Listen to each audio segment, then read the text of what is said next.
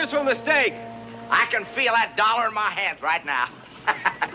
Game ain't over yet, Esky. Oh, I don't know.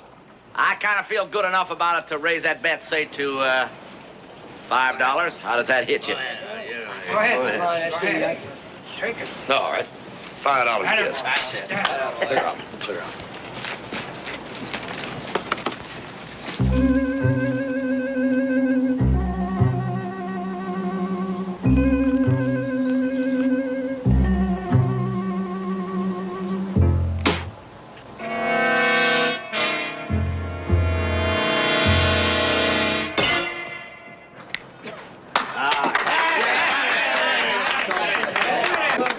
Hell, Esky, it's gonna take a ringer to beat me.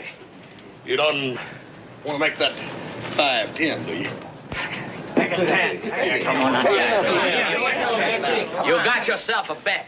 Now, just kind of stand back, and I'm going to show you what a $10 horseshoe looks like when it's being thrown.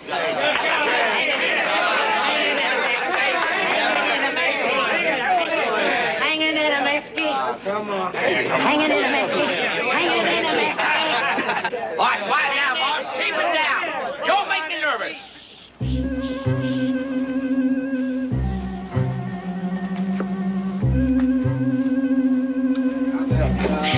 Keep it down, boys.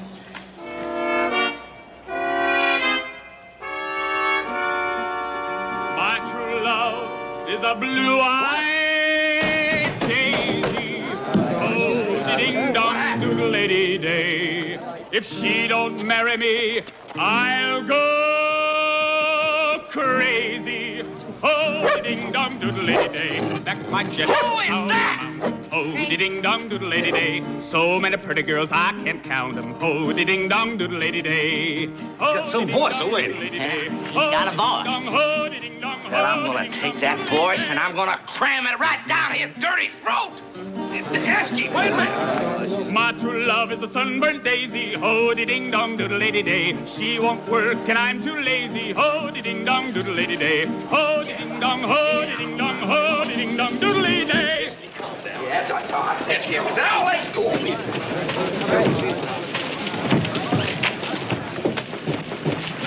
Well, howdy. Beautiful day, ain't it? Don't you give me none of that beautiful day stuff. Your caterwauling cost me $10. Well, I'm right sorry about that, friend, but I'd take it kindly if you get your hands off my coat. Yeah, I'll take my hands off your coat after I take $10 worth out of your hide. Let me at! Calm down. Take your hands off me!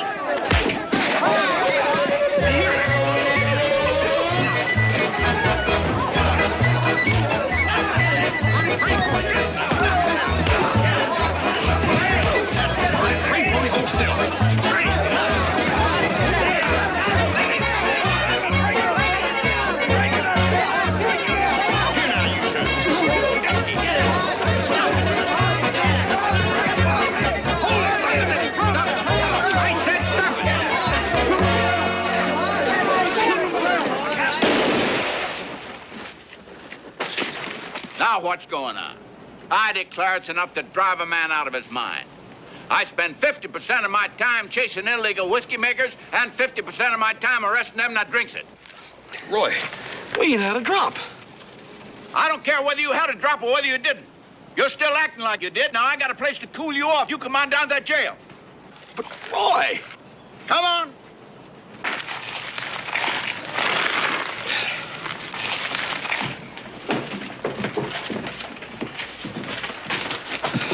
Now, Dad burn it, Roy, I know it probably didn't look it, but the fact is that we wasn't really fighting out there. Oh, now entertaining as they usually are, I just don't have no time for a horse Cartwright explanation. Horse Cartwright? Would it be Ben Cartwright's son? Yeah. Well, second cousin Hoss. Shake hands with your second cousin Muley. Cousin Muley? Muley Jones.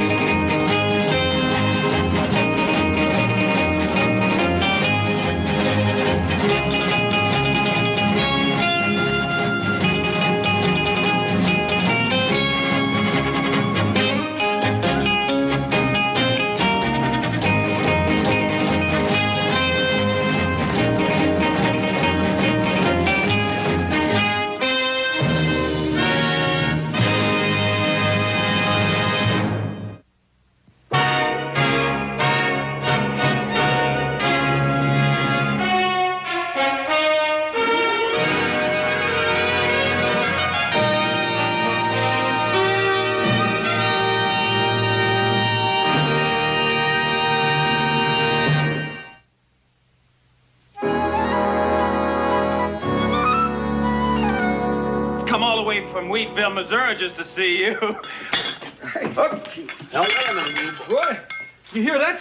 This feller claims he's second cousin of mine. Look, Hoss, I don't care if this is your favorite Aunt Bertha. There's a $10 fine for each one of you boys for street fighting, and you're either going to pay it or I'm going to lock you up in that pokey one. Now, which is it going to be? Well, looks like this little family reunion just cost me $30. Well, second cousin Hoss, I sure appreciate you paying the fine for me, and I intend to pay you back just as quick as I find myself a job. I'll pay you back tomorrow, Hoss. Don't worry about it, fellas. I'm just lucky to have it. Fact is, I'd have probably lost it to old Esky in that dad-burn horseshoe game anyhow. Oh, Paul! They said I'd find you here. I want to introduce you. And they also said that you and Brave Pony had been brawling in the streets. It's all right, Ben. Now, Hoss has paid their fines and they're free to go, and it's a good thing because I just been busier than a bird dog hunting that illegal whiskey maker. Why, that number he keeps bouncing that moonshining equipment of his around this territory worse than a kangaroo. Now, boys, I'll leave it with you.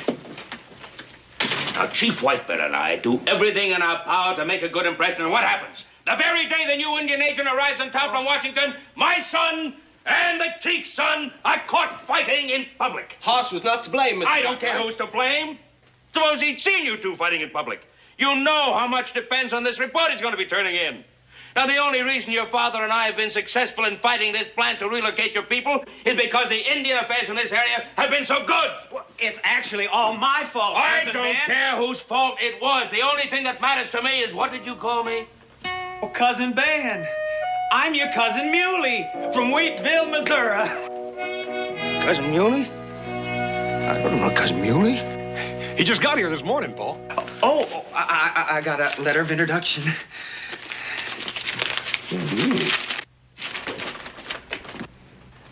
Ben Cartwright, this is to introduce Muley Jones, who is the son of Rebecca Jones from the Larson side of the family. He's working his way to California. Any help you can give him will be appreciated. Signed, Ole Jensen. Now, Paul, I've heard you mention that name before. You sure have, Ole Jensen. By God, you remember me telling you he could pick me up by the seat of my pants with one hand? Yeah. Still alive. How old is he? Must be about 80 years old now. 81 come next October, and he can still do an honest day's work in the field. Well, I'm sure happy to hear that he's in such good health. Here, Ole Johnson. You're Rebecca Jones's boy.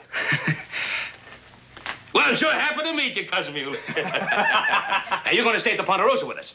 Well, thank you kindly, Cousin Ben. And I'm sure looking forward to meeting up with second cousin Adam and second cousin Joe. Well, you're sure going to meet him as soon as he gets back from delivering that herd of beef out at Camp Meade. Oh, Cousin Ben, I'm sure plumb sorry for causing all that ruckus around here this morning. Oh, I guess it wouldn't have made too much difference to me if it hadn't been for the fact we've been having a little bit of trouble with the Department of Indian Affairs. And what with this new agent, this Mr. Thornbridge coming out, I just didn't want anything to happen to sort of upset the apple cart, so to speak. Paul, what sort of fellow is this new agent, anyhow? Well, I don't know. I'm just going over to the hotel to meet him. Now, look, I'm fixing to take Mr. Thornbridge out to the Ponderosa. We have some supper tonight. See? I want you to be in your best behavior. Oh, yes, sir. And, Ray Pony. Now, look, I've invited your father to come out so they could meet, and I thought it'd be good for them to get to know each other. Now, you come out with them. Yes. Now, why don't you show Muley around town? Sure. And then meet me at the hotel in about 30, 40 minutes. Fine, Paul. Good. Cousin Muley. Well, Muley, what'd you like to do first? Well, since I had that long, hot ride into town this morning, a nice, tall glass of beer would taste mighty appealing right now. Yeah, it's fine, Muley, but see... Don't let me hold you back, Hoss. I don't drink anyway. You two go on. Well, look, I'll see you at supper tonight. Sure. See you then. Oh, I hope I didn't hurt his feelings, second cousin Hoss. I forgot that Indians just ain't allowed to drink. No, it's all right. He's a good friend of mine. He understands. Look, let's me and you go get that beer. It ain't every day a man runs into a second cousin.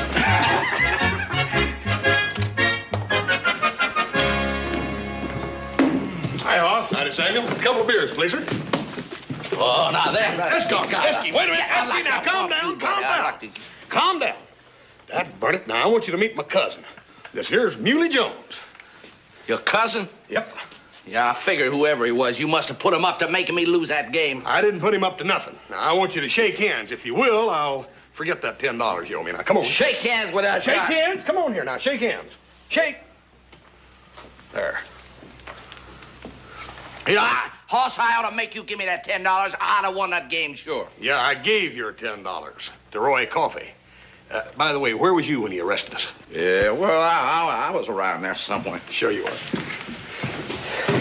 Gosh, Cousin Hoss, that's $40 I've cost you already, and I ain't even been in town an hour. Oh, forget it, Cousin Muley. It wasn't your fault, nohow.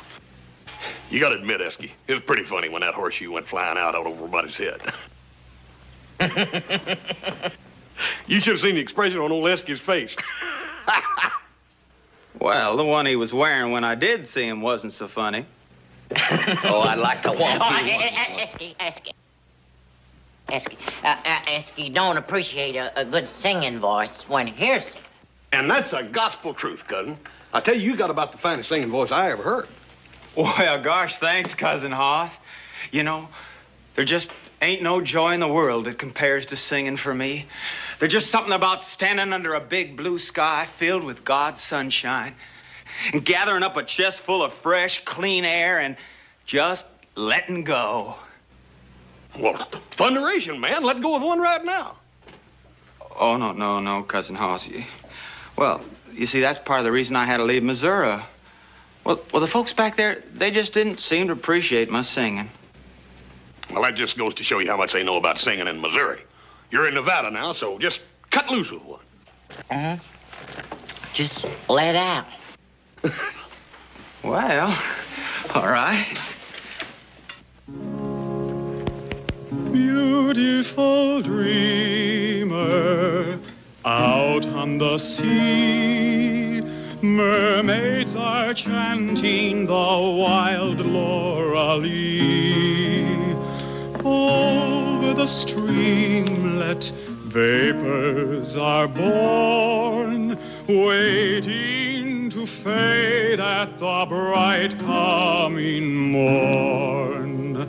Beautiful dreamer, beam on my heart, even as the morn on the streamlet and the sea. Then will all clouds of sorrow depart. Beautiful dreamer, awake unto me.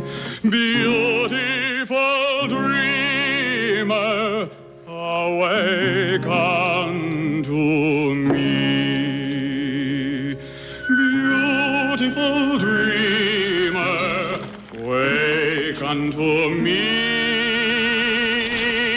Starlight and dewdrops are waiting for thee. Sounds of the rude world heard in the day, lulled by the moonlight, have all passed away. Beautiful dreamer, queen of my song, lift while I woo thee.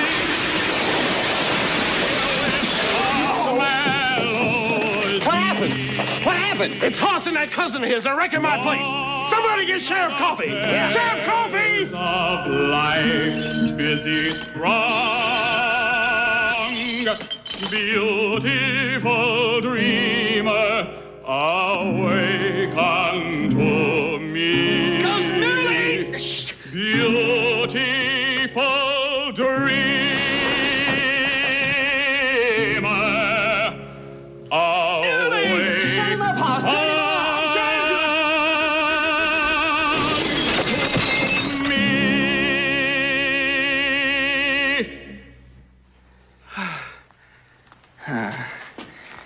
music. I tried to stop you before you wrecked the whole dang saloon. Oh, no. I did it again. Muley, is this the reason they didn't like your voice in Missouri? Uh-huh. Mr. Thornbridge, it surely is a personal privilege for me to welcome you here to Virginia City. Well, thank you, Mr. Cartwright, and I hope my visit is as pleasant as your greeting. Well, I'm sure it will be. I know that when you meet Chief White there and his people... Excuse me, sir. There seems to be some kind of a disturbance over there. Sheriff Coffee! Sheriff! Hey, Roy, what's happening? Somebody's busting up the saloon.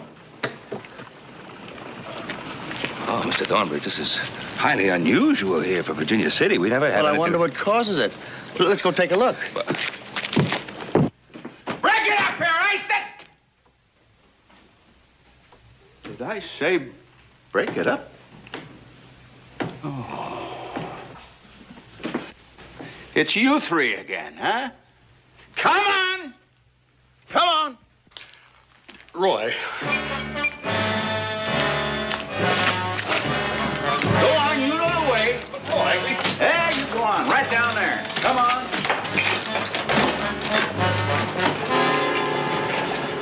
Mr. Cartwright, that young man is an Indian. Yeah, sure is. What is he doing in a saloon? Well, I don't know. It's most unusual, Mr. Thornbridge.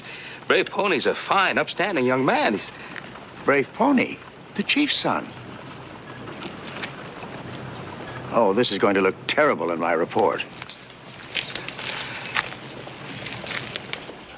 One mirror, $50. Two windows, $20. Glassware, $70. Liquor stock, $200. Miscellaneous breakage, $50. Public disorder fine, $10 apiece, for a grand total of $420. And what kind of an explanation do I get? That Cousin Muley sang the place into a shambles. Paul, he'll hear you. And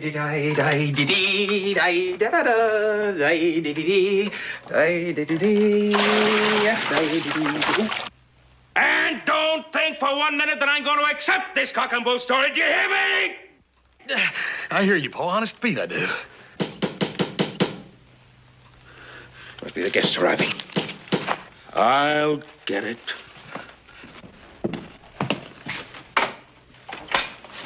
Chief White Bear, welcome once again to my home.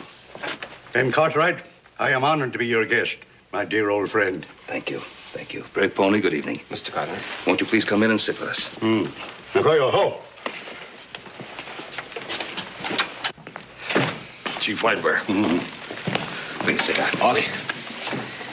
I'm sorry Mr. Thornbridge isn't here yet, but he should be along shortly. I'm dreaming now of Hallie, sweet Hallie, sweet Hallie.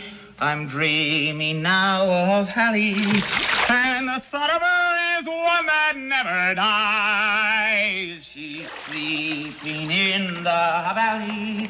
I'm terribly ashamed of what my son, Brave Pony, told me about today. Oh, don't worry about that. It wasn't Brave Pony's fault. She lies. Oh,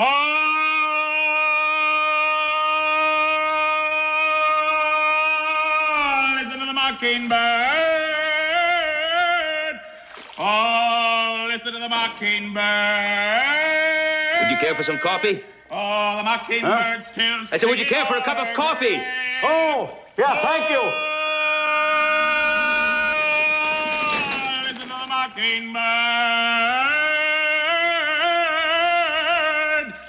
Oh, listen to the mockingbird. The mockingbird who is singing o'er her grave. And the mockingbird is singing where she lies. Oh,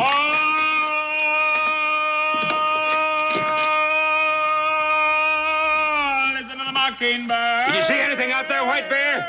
No, but my braves out there will protect us. Mockingbird. Paul, there ain't nobody out there. Oh, the mockingbird still singing o'er grave. Don't you hear Muley singing? Of course I hear Muley singing. You think I'm deaf or something? You mean that? Well, why didn't you tell me about this? Paul, I was trying to. There is somebody there. My braves have got him pinned down. The mockingbird was singing o'er grave.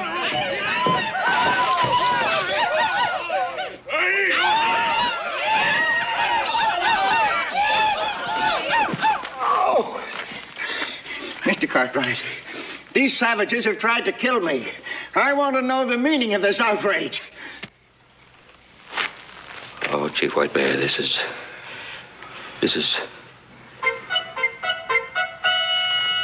terrible.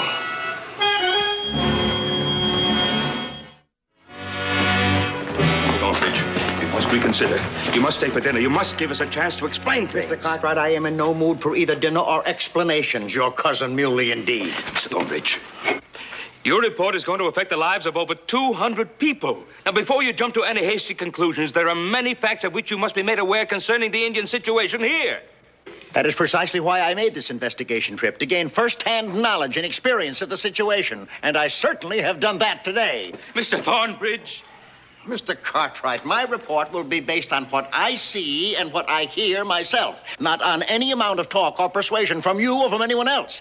Now, if you don't mind, I would like to leave. Mr. Thornbridge, you must do me one favor. Please. Now, tomorrow when you've had a chance to have a little rest and things have calmed down, could we have another talk? Very well, if you wish. But I warn you right now, any further talk is useless. Now, goodbye. Thank you very much, Mr. Thornbridge. Thank you. Get out, boy.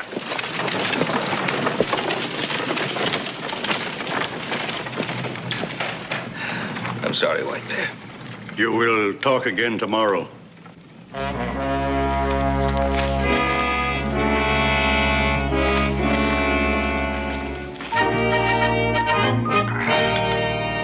Well, Cousin Hoss, what are we going to do today? Any chores I can help you with? Oh, no chores, cousin. Not for me and you. Not today, no, sir.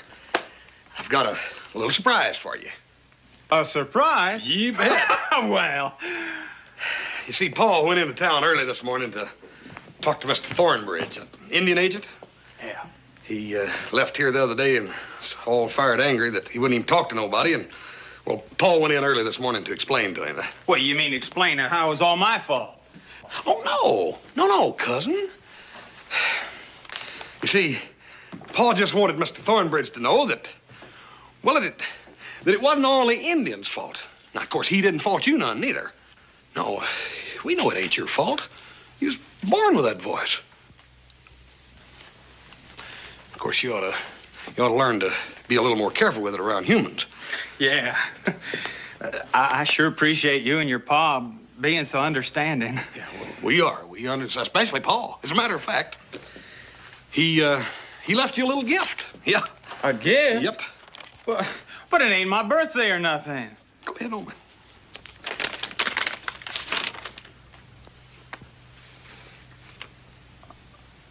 I don't understand. Well, me and Paul was thinking about that letter that you brung with you from Ole Jensen wanting us to help you get on to California. And we asked ourselves, now, how could we best help our cousin Muley get to California? And all of a sudden, the answer come to us that simple. Money. Now, there's enough right there for your stagecoach fare and to put you up in a hotel until you can get a job. Now, we want you to have it. Well, I don't know how to thank you, Cousin Hoss. But I can't take your money. Well, I owe you already for a lot of damage I've done. Well, I better get my things together and get going. Wait a minute. Where are you going? Oh, San Francisco. Thank you, Cousin Hoss. More than I can say.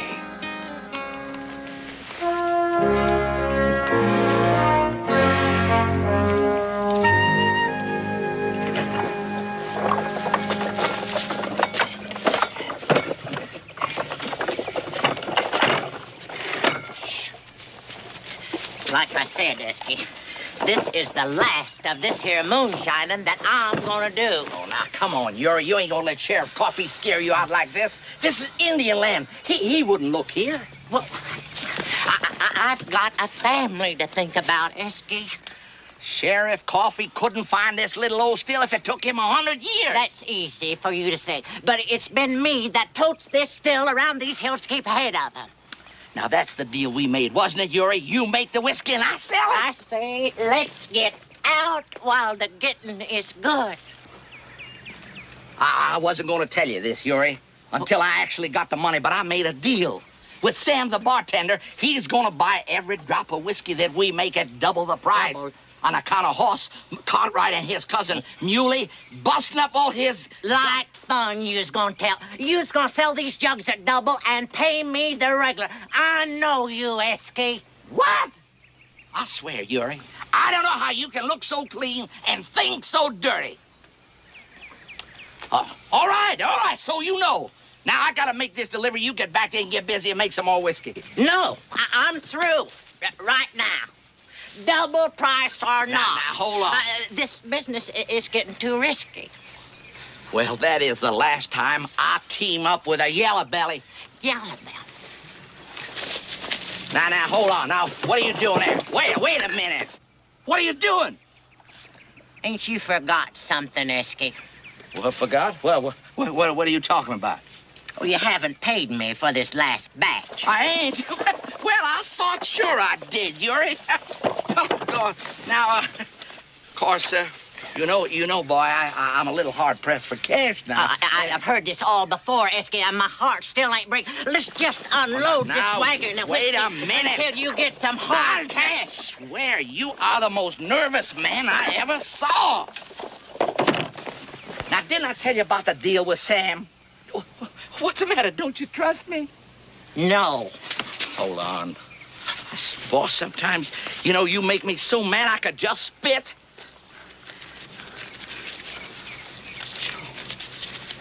All right, here. Here, there's enough here for 18 jugs, all right? What are you doing now? Wait a minute. What are you doing? You paid for 18, and you got 18. Now, naturally, boy, you're going to trust me for the rest, ain't you? Naturally. Well, of all the underhanded, selfish, conniving, thieving, crooked, backbiting friends I ever had, I never saw anything like it. You better shut that loud mouth of yours before you bring Sheriff Coffee down on us. Well, the next time I do business is going to be with an honest man. Yellow Belly! Get here! What? Loud mouth!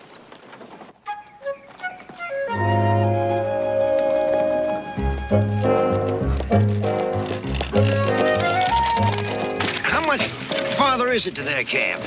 Oh, about a mile or so. Good.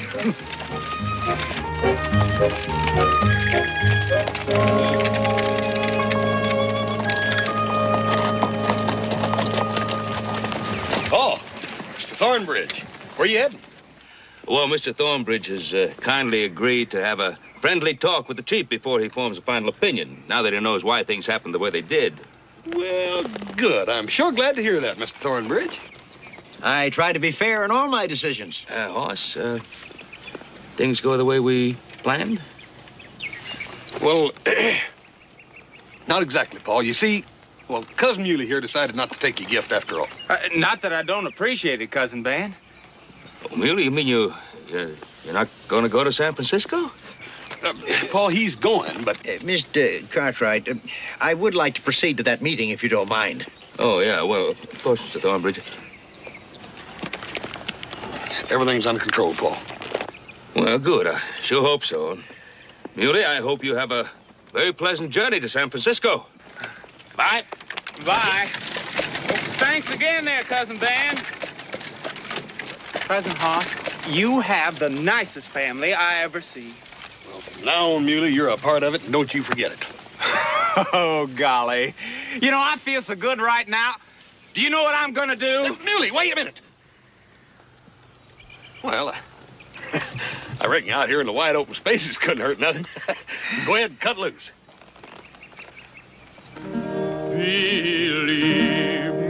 all those endearing young charms which I gaze on so fondly today were to change by tomorrow and flee from my arms like fairy gifts fading away. Thou would still be adored as Why, there's more loud mouths around here. Let thy loveliness fade as it will, and around the dear ruin. Where's that voice coming from?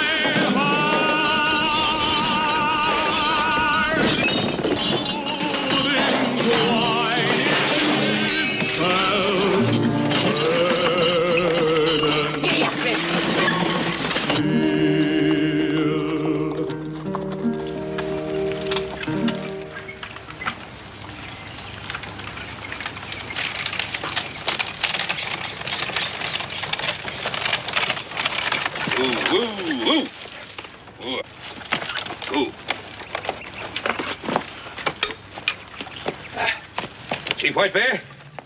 Brave pony? This is, what is this? Why, this looks like it. Smells like? Good heavens. It's a whiskey still on Indian land. A brave pony. Believe me, Mr. Cartwright, this is not ours. We found it. This is your land, isn't it? Yes, but I've never seen such fragrant proof that our red brothers need the protection of a reservation. Mr. Cartwright, please take me back to town. Mr. Thornbridge. please, Mr. Cartwright, you know that we would not have a whiskey still on our land. Well, I know that, but he won't believe it. Someone else was running the still.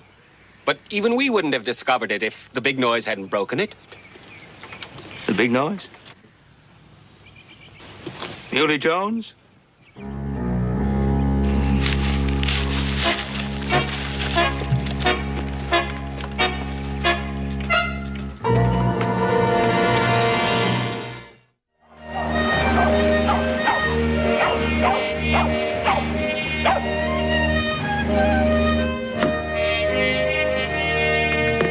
I'm warning you. You open your mouth just once, and I'm calling the sheriff. Now, calm down, Sam.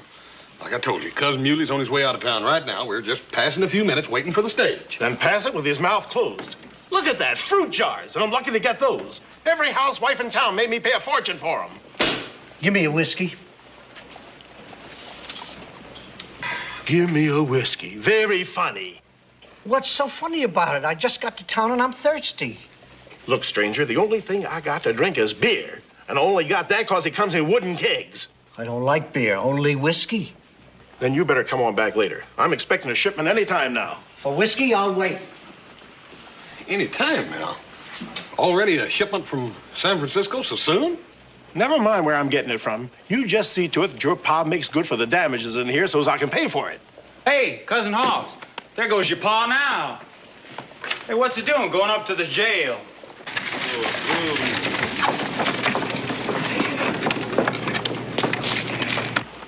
I don't know, but let's go up there and find out. Sam, we'll be back and finish those beers in a minute.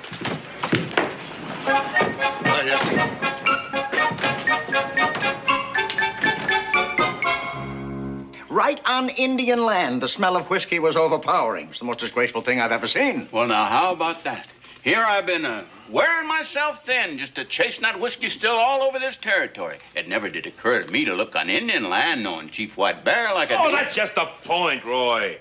You and I know that Chief White Bear's people wouldn't do anything so foolish as make whiskey. Mr. Cartwright, I know what I saw. Hey, Paul, what's going on? Now, Sheriff, your evidence is out there. You can go and see for yourself. As for me, my report is final. The Indians will be moved back to the reservation at the earliest opportunity. And I'm getting the first stage out of here. Goodbye, gentlemen. The reservation? Ben, I'm going to get a deputy and send him right out there now. What happened, Paul? We found a whiskey still right near the Indian reservation. Right after we left you two on the road. Your second cousin, Muley's voice, sure smashed a whole bunch of whiskey bottles all around that still. Oh, Lordy. Not again. Yep, again. Paul, you know them Indians wouldn't have a still right there on the reservation. Of course, I know that, and you know that, but Mr. Thornbridge, he don't know that. And they was making whiskey, I'll tell you that. Next stage leaves in about half an hour, and we aren't going to find the culprit in that length of time. Cousin Ben, this is all my fault. And I'm going to find that culprit if it's the last thing I ever do.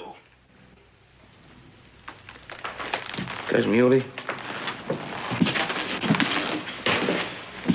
the last thing that you could ever do for me that would be real pleasing would be to get on that stage the way you planned. I'm going over to the hotel, and I'm going to see if I can talk Mr. Thornbridge into listening to one last appeal.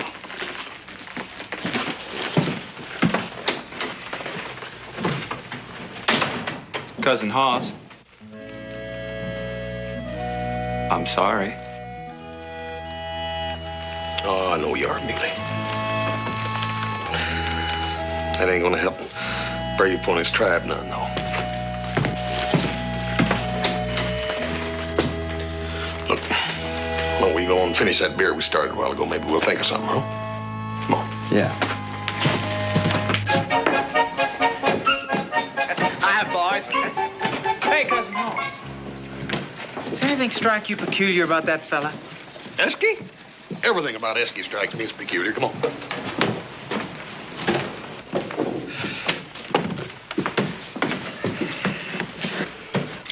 There you go, stranger. Some of the finest you'll ever taste. I'm sure glad you're back in business. Yeah.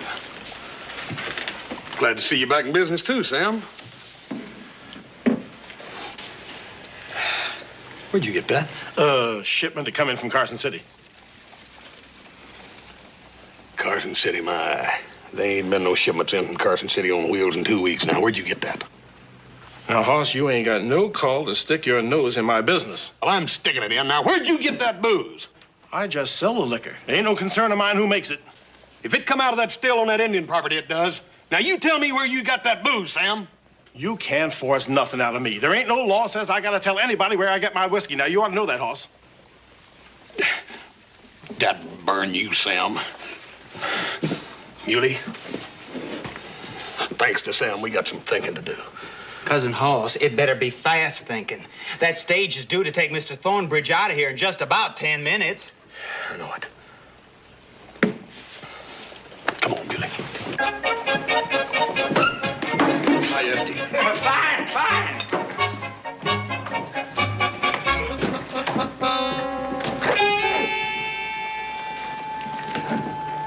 Here's he's wearing a mighty heavy coat for this sort of weather, don't it? Well, didn't you say he was kind of a peculiar fella, Cousin Hoss? Yeah, but that's mighty peculiar, even for Esky.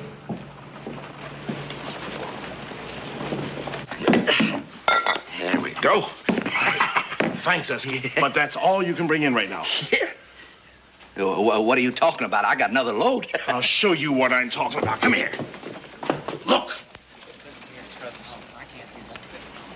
Horse Cartwright and his loudmouth cousin. Well, what's so important about that? You try to make one more delivery, and he's gonna find out who made it. Now, Sam, nobody ain't gonna find out nothing. I only got one more load. Now, nobody ain't gonna figure out how it got delivered. But I'll tell you what, Sam, you're a nice fella.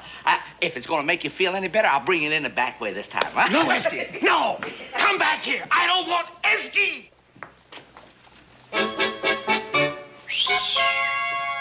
Esky, come in! Esky! I'm gonna go on over to the hotel and try to keep Thornbridge from catching that stage. In the meantime, you get back over at the saloon and keep an eye on Esky and Sam, you hear? Right, Cousin Hoss.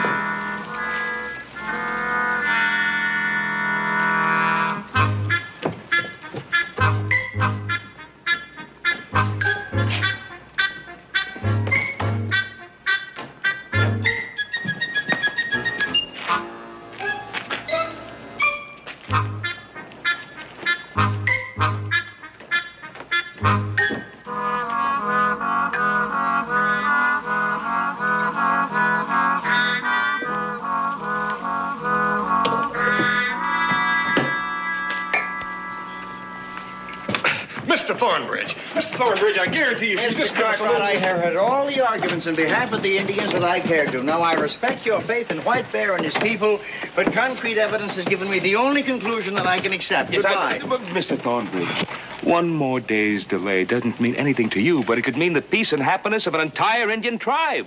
Mr. Cartwright, please, nothing would make me happier than to discover that these people deserve to remain here. But ever since I arrived, they've been involved in one incident after another. Now, are you sure that one more day in this town won't bring forth still another incident which will put our poor red brothers in an even more unfavorable light?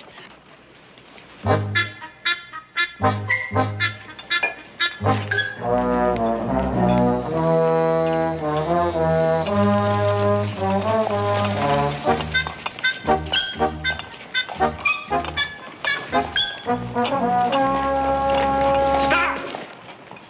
Hold it! Beautiful dreamer, come here to me. Your booze I'm breaking with loud melody. You'll be in jail before... Wait just a minute. Mr. Thornbridge, you got to hear this. This is for your benefit. For mine? Yeah. Come on. Hooch all over this town. You bootlegging dreamer.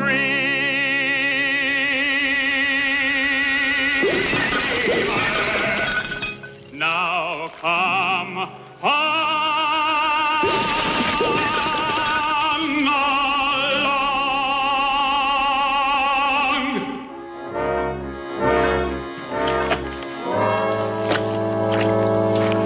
What's going on, fellas? Yeah, what's going on, fellas? What do you got in here anyway?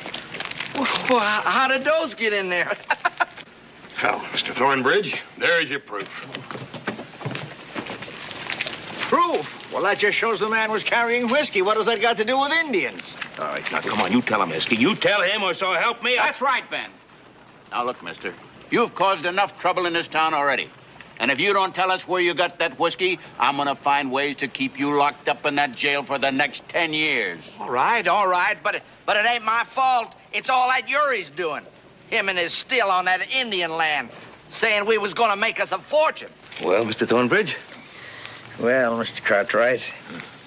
Come on.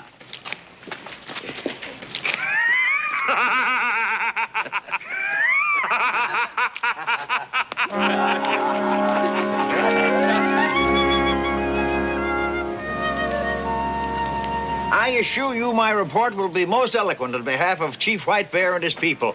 Thanks to Mr. Cartwright. Oh, thanks to Cousin Muley here. A most remarkable voice. And I promise you to introduce him to people in San Francisco who might help him train it. Well, sure appreciate thanks. that. Cousin Muley, we're sure going to miss you. Oh, thank you, Second Cousin Hoss. I'm gonna miss you all. And Cousin Ben? You're sure welcome here any time at all, Cousin Muley. Well, thank you kindly, Cousin Ben.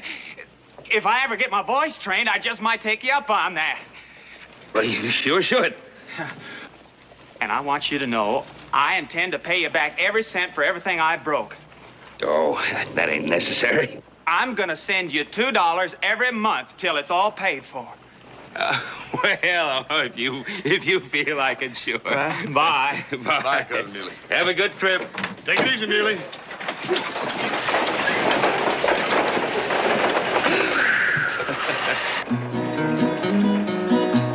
Will you come with me, my Phyllis dear, to yon blue mountain free, where the blossoms smell the sweetest? Come rove along with me. It's every Sunday morning when I'm by your side. We'll jump into the wagon and all take a ride. Wait for the wagon. Wait for the wagon. Wait for the wagon, and we'll all take a ride. Oh! the wagon. Wait for the wagon. Wait for the wagon, and we'll all take a ride.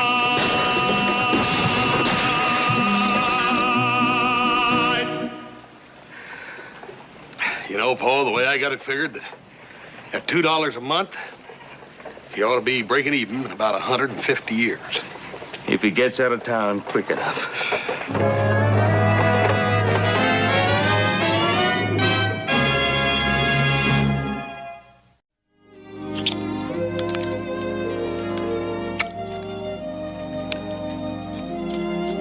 I tell you, nothing like a good home-cooked meal.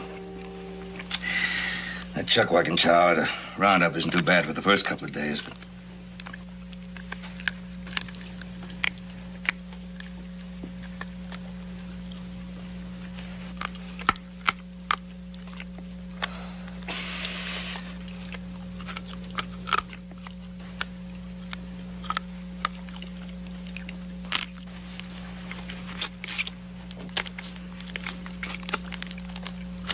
You know, Pa, the way I figured, if we could just buy up about 500 or 600 more acres, we might just about be able to break even.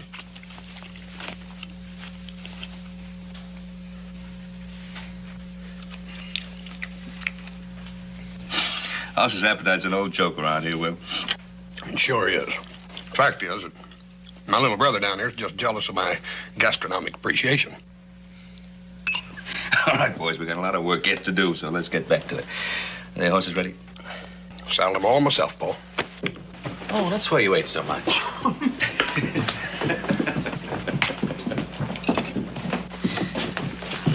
Well, today we're going to show you a section of the Ponderosa that you haven't seen yet.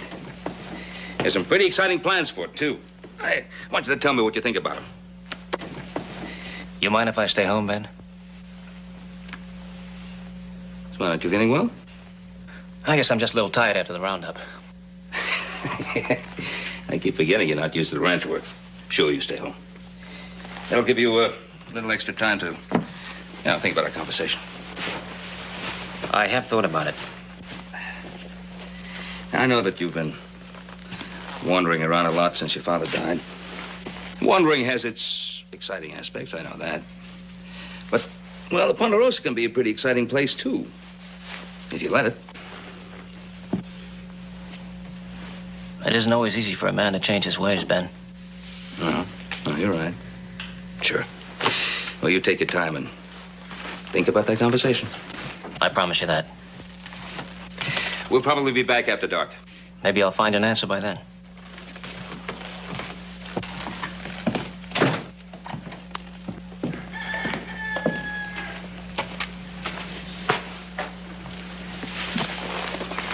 Will isn't coming.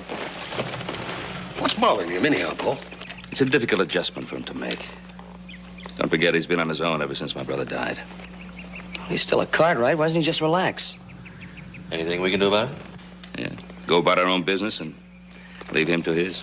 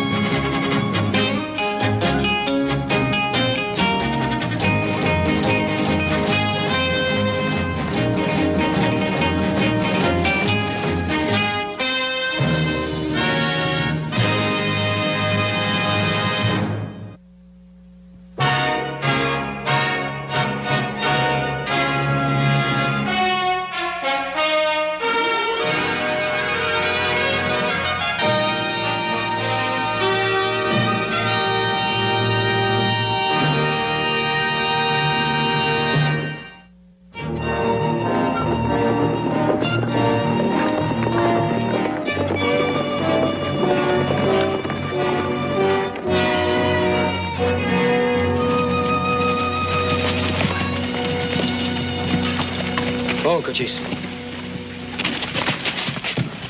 What's the matter? He's got a loose shoe, Pa, I think. He's been favoring his front left. Yeah, it's loose all right, Pa. I better go back to the house and fix it. Why don't you ride on ahead? I'll catch up. Oh, boss. Yeah.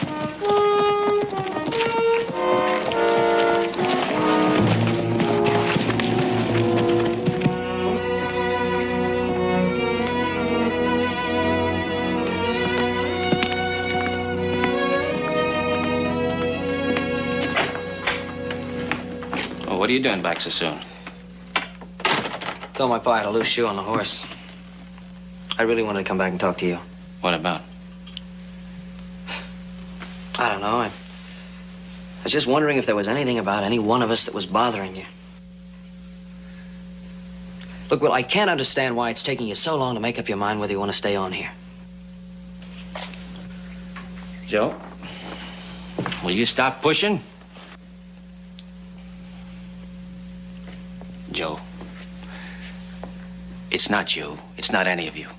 It's me. I don't know that I'm cut out for the kind of life you lead here on the Ponderosa. What do you mean, the kind of life that we lead here? Now, what's so different about it here?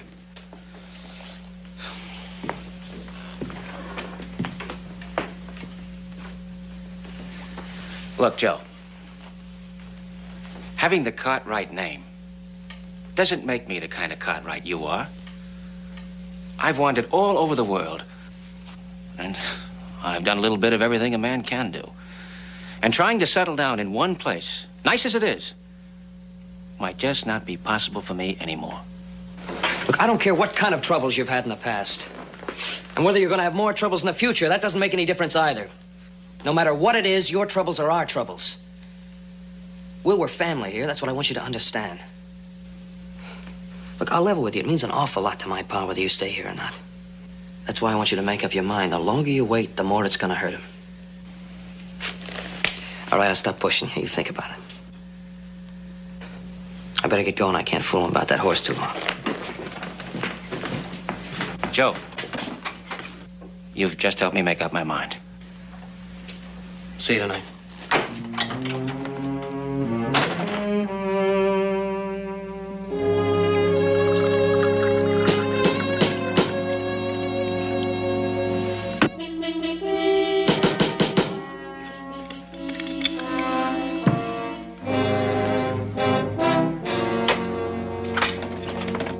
I'm Lieutenant Bancroft from Fort Wheeler. Where's Ben Cartwright? He's not here. Can I help you, Lieutenant? Who are you? Will Cartwright. Never heard of any Will Cartwright. Well, I never heard of a Lieutenant Bancroft. You want to wait inside or out? This matter we have on hand won't wait.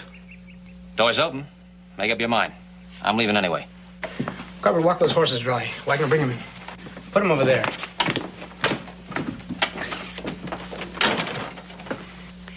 He needs a doctor. I didn't have to get him back to the fort alive. I'd just as soon settle for an undertaker. Who is he? Name's Lee Hewitt. Wanted in 4 states. Caught him and his gang trying to ambush the Army pay wagon south of Carson Sink. Too bad you didn't get the others, Lieutenant. That means you're a dead man. Looks kind of young to be such a prize, Lieutenant. Young, mean, and clever. No matter what he looks like. Well, he's your problem, Lieutenant. Stay as long as you need. I'm sure my uncle won't mind.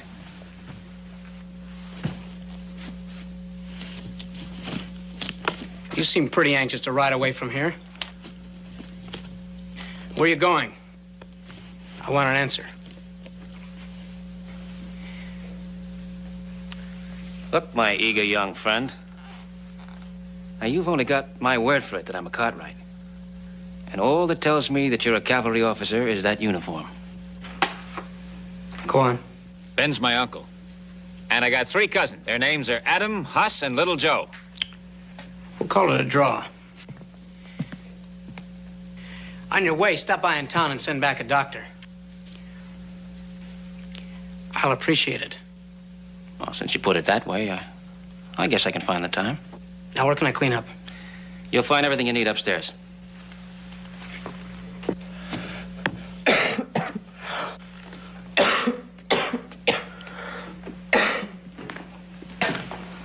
Here. Thanks. You got a drink?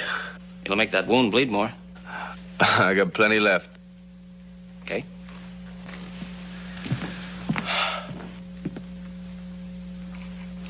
It's a nice ranch. Must feel good to be part of something like this. I'm not part of it. I thought I heard you say your name was Cartwright. This is a Cartwright spread, ain't it? So what? So nothing. Except I just always wanted something like this all my life. Hey, maybe I could take your place, huh? I mean, maybe I could talk a deal with that lieutenant, huh? Good joke. You tell me another one like that, and I'll let you bleed to death. You know, you and me, we ought to have a talk. Can't do much talking on the end of a rope, lad. You know, you're all right. You got the look of an outsider. And I know just how that feels.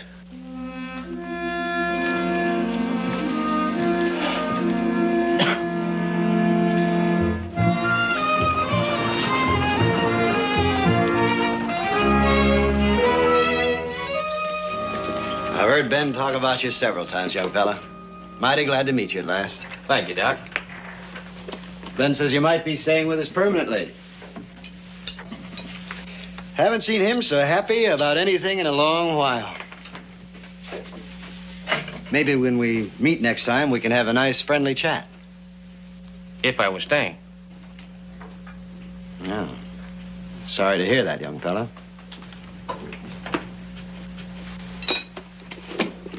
Bet Ben was, too, huh? He doesn't know about it yet.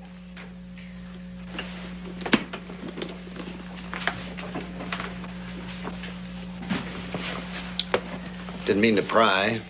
Just interested, that's all.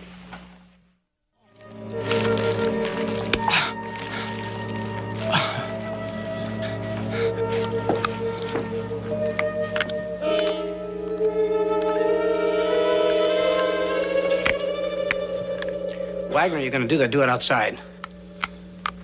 Outside, both of you, and stand watch. Ow! Are you trying to kill me, Doc? You're making a lot of fuss, young fella. It ain't in that bad. Or that deep. Here. Bite on this. I don't need that. Bite!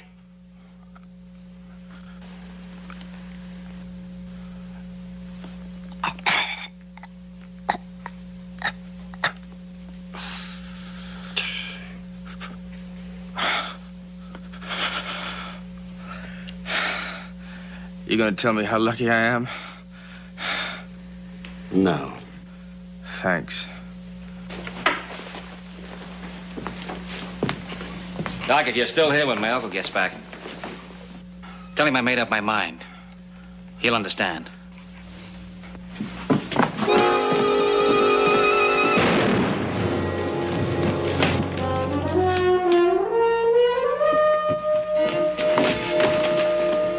What about those two troopers? They were too busy eating fried chicken to keep a sharp lookout. And made it nice and easy for Charlie and me. Lee, why? Why?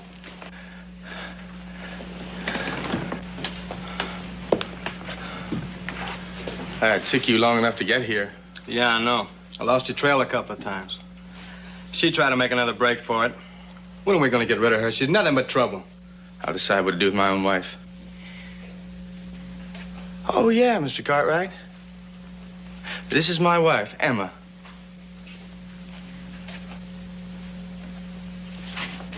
All even, little boy blue. You know, you two done me a big favor. And I'd sure like to pay you back. Now, I don't mind leaving pieces of evidence around. I don't like to leave witnesses. Now, why'd you do that? Haven't you done enough? Won't you ever be satisfied? No, I won't. Now, you just keep your mouth shut. Hey, look, Lee, there's a safe over here.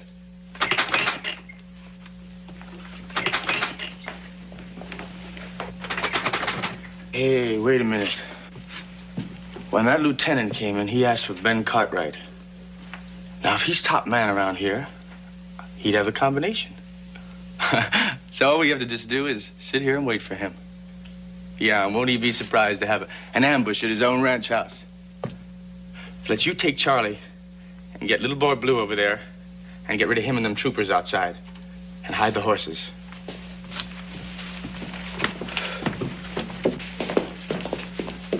There'll be 4 Cartwrights coming back. 4? That's right. Ben and his 3 sons. Now, there could be some gunplay. I don't think you're in any shape for it. What's that to you? When Ben and his boys come back, they're not going to be eating fried chicken, amigo. Well, I can handle them, amigo. You sure of that? Are you trying to make a deal? You know, somewhere along the line, I knew you'd get that idea. All right. I'll get you the money out of the safe. That's nothing. What's really important is that you don't know this country. And after what you just did, there's going to be a lot of people chasing you that do. Now, I'll lead you out of here. And I know a lot of places to hide along the way while we're doing it. That sounds like a fair deal. Your life for mine. You could lead us right into a posse, too, couldn't you? And run the risk of getting killed in the middle of a gunfight? I'm not that stupid. How about it?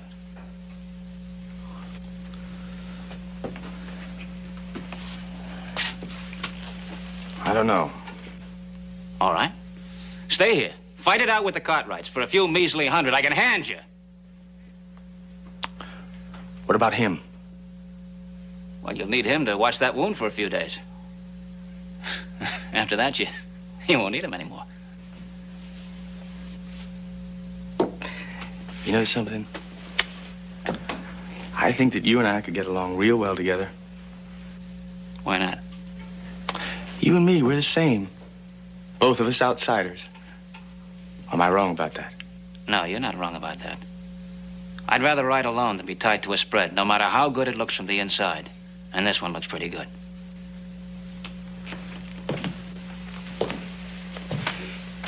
You know something, mister? You make a lot of sense.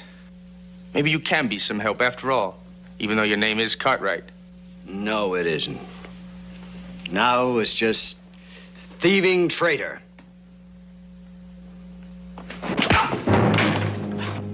You just be glad you're living. You might come in pretty handy. Okay, we'll do it your way. First, let me have your gun belt. And you just remember, there's going to be 4 guns watching you, because we don't know yet just how much of an outsider you are. Get out the safe.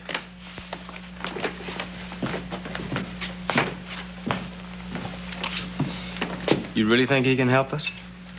Uh-huh. Unless he's thinking of tricking us. Well, we can always kill him if he tries something like that, can't we? Well, we're going to do that anyway. Yes, sir, we're going to do that anyway.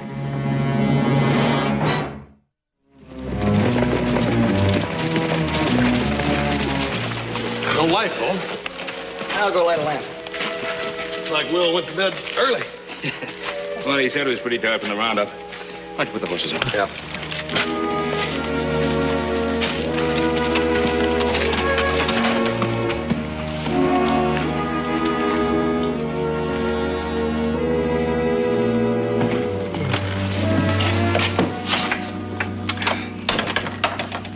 You tired, too? I'm ready for bed. Will's saddlebags are gone. He always leaves them here. Probably put in his room. Have a look.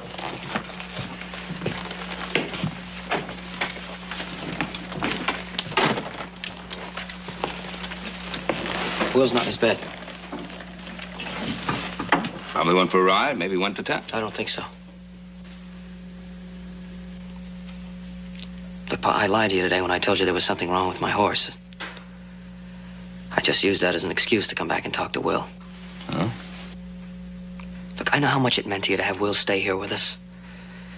I know how happy you would have been if Will would have come with us today. I just wanted Will to know how we felt, that we felt the same way, that we wanted him to be part of the family. And? Well, he said he didn't know one way or the other. I said, well, make up your mind. Make up your mind whether you're going to go or whether you're going to stay. I didn't want him to wait and then hurt you later on. Go on. And when I left, he told me I'd helped him to make up his mind. I guess I helped him in the wrong way.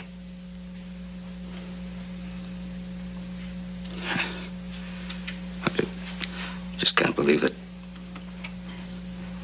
you just go off without saying goodbye or... It's my fault. I pushed him too hard. It's my fault that he's gone. No, Joe, it's not your fault. Roy's a grown man. He's old enough to make his own decisions. He'll be back again. Sure, he'll be back again.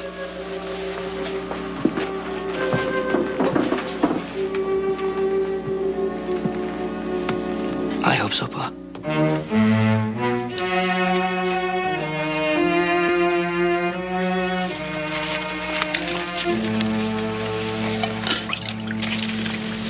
Sorry we can't offer you any, but it wasn't enough to go around.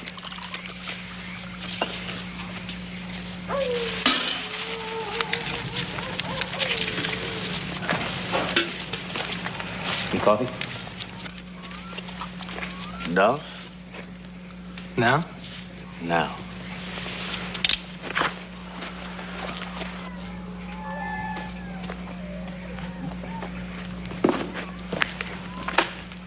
You done a good job, Cartwright. And we're just as safe as we can be. I'm sorry we can't take you and the doc along with us. Aren't you getting a little ahead of yourself? We're not that far out of Ponderosa country yet. We'll do fine from here on out. What'll you do for money? You said yourself there wasn't that much in the safe. That's something we know how to get without your help. Like that Army payroll, where you wound up with a bullet in you. I suppose I told you that I knew where and when a government stage is coming through. And it's right on our way out of here. Where? Not far.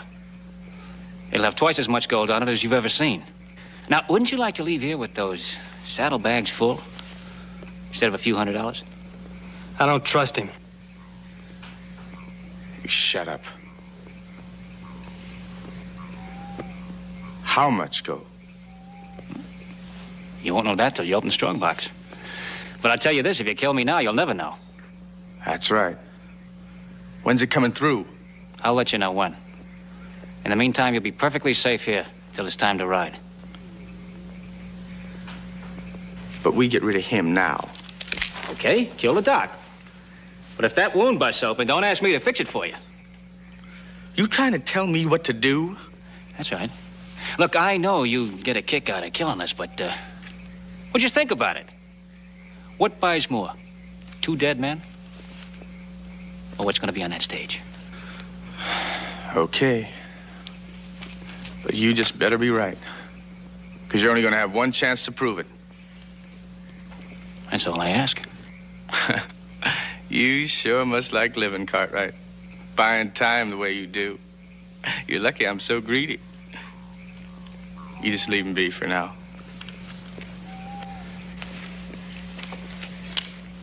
Well, don't feel too bad about it, Dolph. Well, there'll be something in it for you. Maybe you can ambush the driver and the guard from behind. I bet you like that.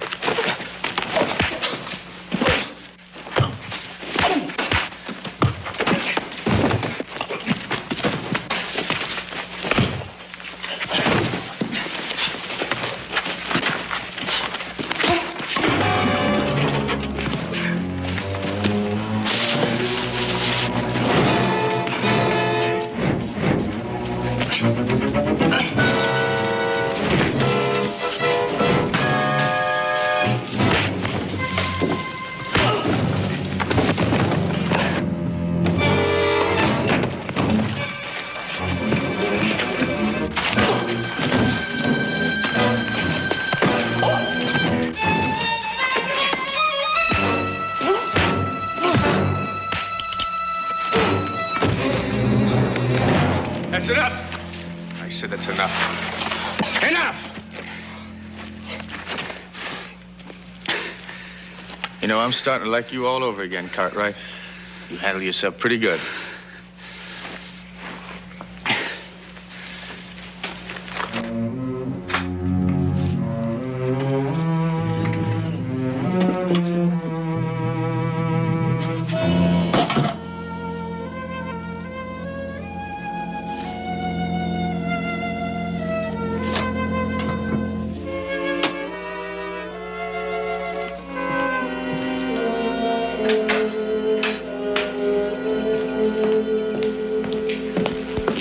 With you, haven't you? No. Not me, Pa. That's funny. I had a couple $100 in the safe. It's gone now. It's empty. Hey, well, maybe Hoss needed it for something. Yeah, well, I'll check with him later. Anyway, pick up some cash at the bank before you get the supplies, huh? Hey, where's Hoss anyway? Isn't he going with us?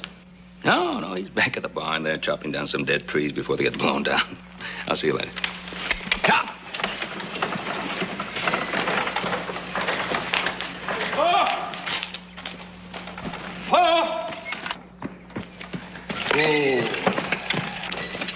Well, I was just starting around there and back, and I found something. You ought to come look for yourself. It's 3 dead soldiers back there under a bush.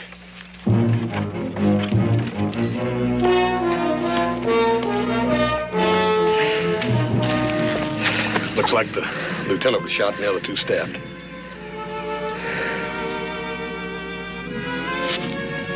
Adam,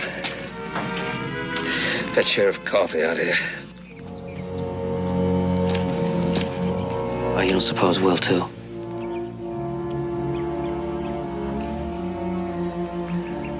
We better start looking around.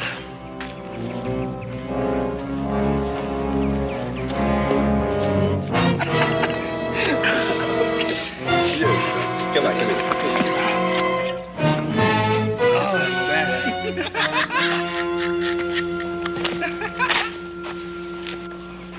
Oh, honey. Just how long you gonna stay mad at me? You should know. Nah, but that ain't right. I mean, you're my wife, even though you ain't worn my ring since we had that little misunderstanding. Is that what you want to call it? Oh, honey, it's just 'cause I want you so much. As a wife or a woman?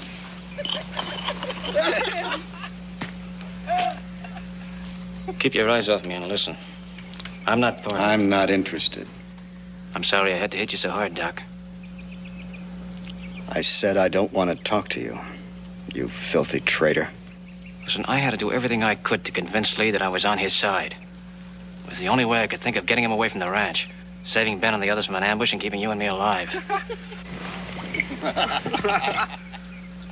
There's still a long shot that we're going to get out of this. But you've got to play along with me. Wait our time. Sure hope you don't have to do any more proving. Now, things are just gonna work out fine. But you gotta shut your sweet little eyes. To the kind of man you've become. What would you do if I tried to run away again? Would you shoot me this time? Oh, come on now. That's just plain silly. Besides, you're bound to see it my way sometime. All I see is dirt. Hey, now. I know it'll convince you. As soon as we finish here, I'm going to take you to San Francisco. And I promise you, we'll have all the money we ever need. And we don't have to go scratching a living out of the ground the way our folks did. I'm going to buy you the best house with fancy furniture and servants and all the best people to entertain. And I'm going to open a saloon, better than any saloon they have in St. Louis. And every time you walk in, I'm going to have that band play something special. Something special for Mrs. Lee Hewitt, just so everybody will know who you are. Don't that sound wonderful? Sounds horrible.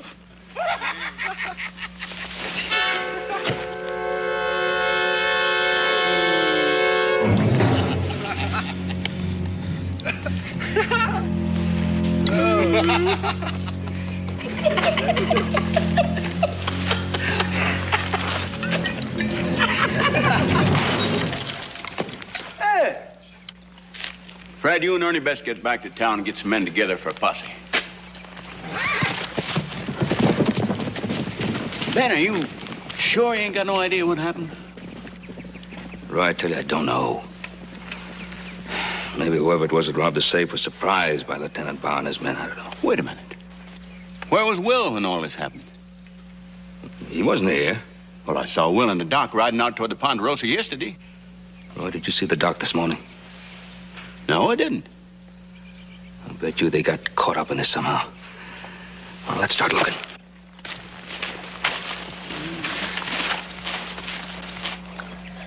What time?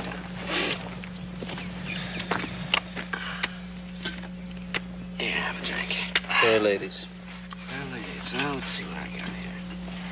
I'm a loser. Lost again. Listen, I want to talk to you. I'm not one of them. Is that why you joined them? Only to stay alive. Save my family and Doc. He knows.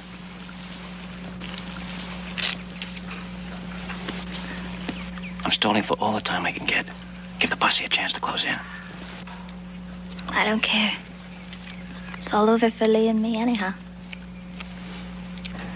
Lost again. I can't figure you with that. You could when we were first married.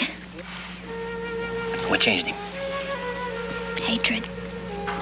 After his father was killed in a barroom brawl, Lee started... I thought if we left St. Louis, he'd gradually forget the hate. Make a new life somewhere out here. It wasn't easy. Then he met the others. They showed him the fast way to make money. 2 months later, he was showing them. Did you try? Try to stop him? Oh, I even tried to leave him. A month ago. When he caught up to me. Well, afterwards he took me to a doctor, and when the man finished fixing me up, he looked at Lee and said if he ever saw him again, he'd kill him. Listen. Since then, I've been watched, day and night. If I make a move against Lee, will you help me?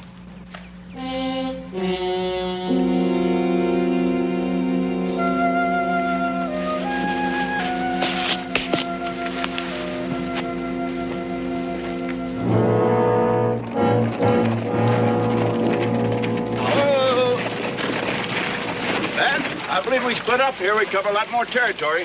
Yeah, I think you're right. Joe, you and Adam, you go with Roy. Hoss, you come with me. All right, boy.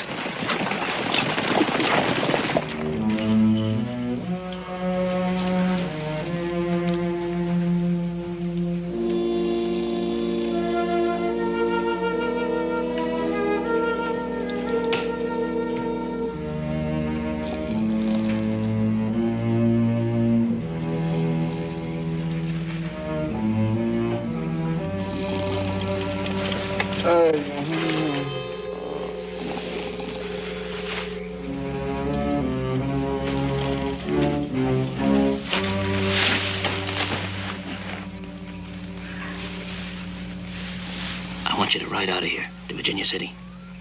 What about you and the doc? We'll be all right, as long as we can keep Lee thinking about all that money that's around here. Will you do it? All right, now listen. The trail begins about a mile down. Now find someone who'll get word to my family that we're holed up on the old quarry road. Now if they miss us here, tell them that I'm going to steer Lee back by the Rim Rock stage station. I'll try to keep Duff busy. The minute you see me start talking to him, make your way over to the horses. Can you ride bareback? Yes. You're quite a gal.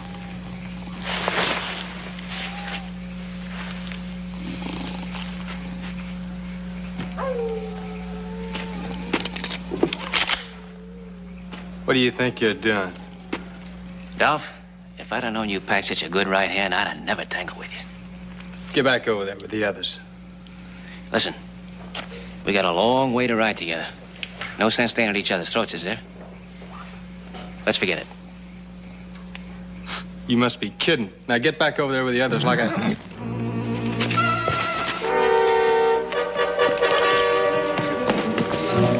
Where do you think you're going?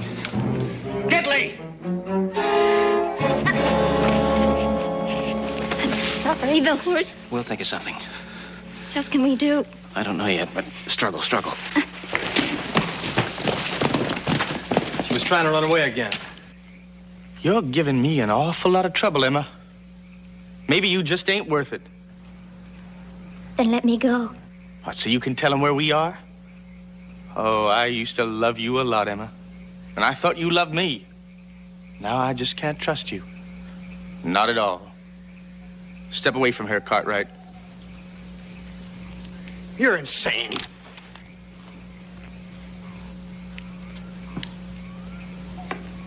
Yeah, I used to love you a lot, Emma.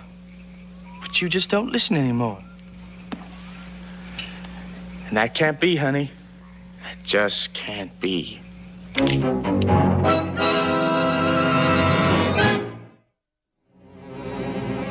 Don't be a fool, Lee. You get out of my way.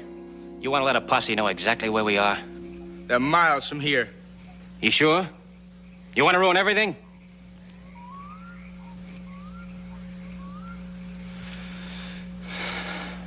All right, we'll tie her up. We'll talk in the morning. No, now.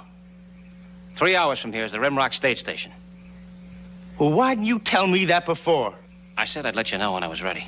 Well, you're forgetting that I'm giving the orders. I'm not forgetting anything. But you want a clear shot at the gold that's going to be there or not? You saying that I don't know how to handle myself? No. But I'm the one that knows how things are set up around here. Remember? Yeah? Well, if we'd have got up there early and hung around, the operator'd get suspicious. We might wind up fighting for our lives, and that stage would get away. Now, there's no profit in that, is there, Lee?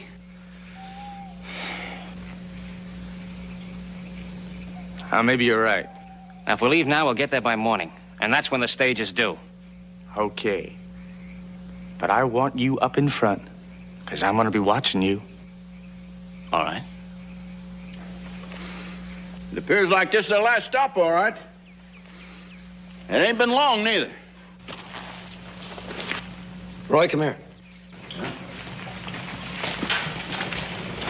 Got a cigar my cousin smokes. And he could be with him. Tracks lead off that way. We better tell Pop. All right, but we ain't gonna wait for you.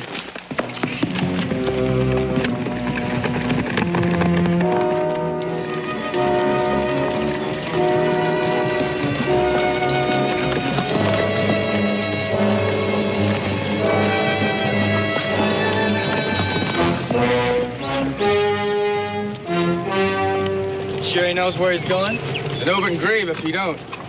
Well, I don't like it. We could be spotted from anywhere up there. I'll check.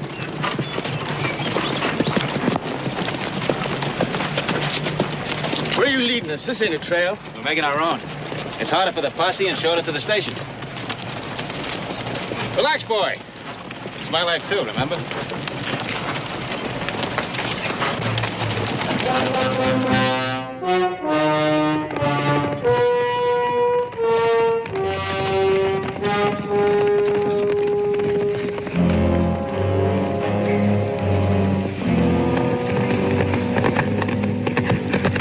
We found out where they hid out, Bob, by Old Quarry Road.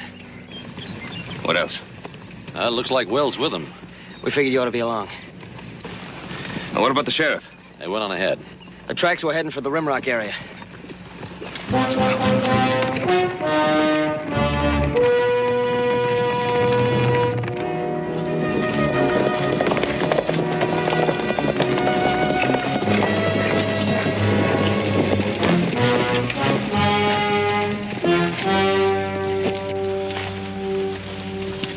How many people?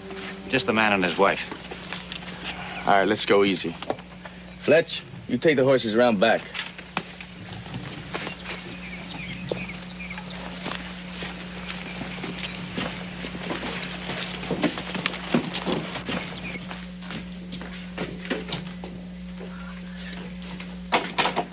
Well, welcome to Rimrock, folks. I'm Ed Wharton. Hello there, Ed. Why don't you all just sit down, huh? Make yourself comfortable. What's your pleasure, sir? We'd like some whiskey and food. Oh, right away. Kate's out back stirring up some stew. Make you feel like a brand new day. Almost ready now. Just tell her to wash her hands.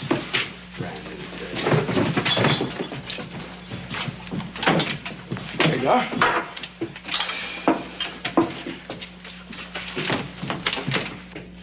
Hey, mister. I've been on the trail, too. Don't I get any service? Oh, sure. What do you want? Give me some cigars. Oh, right. They're right up here on the shelf. Here you are, sir. Give me a light.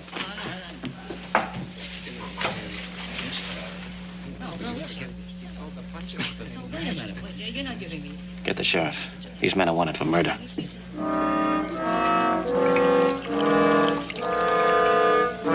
You heard what I said. Get the boy some stew. Right. I'll go help Kate in the kitchen.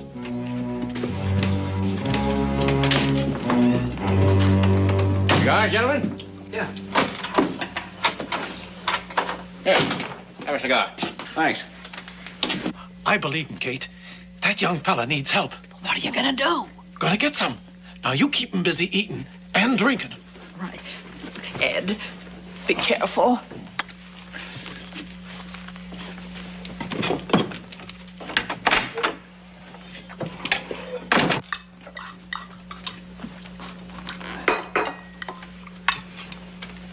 Ah, this is the best stew we ever laid eyes on. You be sure and give the little lady here a recipe before we leave.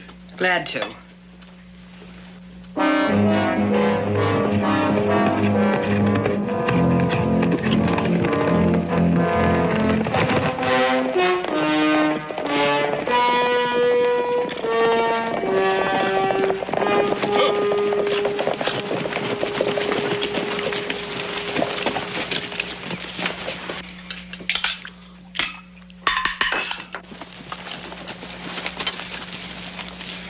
Gonna bust in on them, surprise them?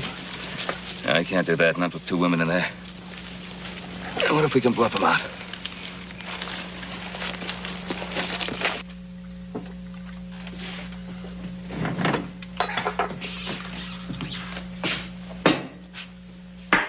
You ain't drinking at all.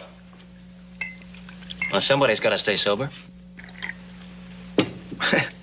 Yeah, you're right. Somebody's got to stay sober. You're a good man, Cartwright. Come out with your hands up, all of you.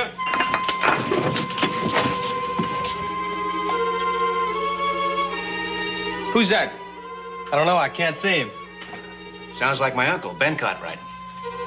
You said you wanted to meet him. Now's your chance. You've done this. You got 10 seconds before we start shooting.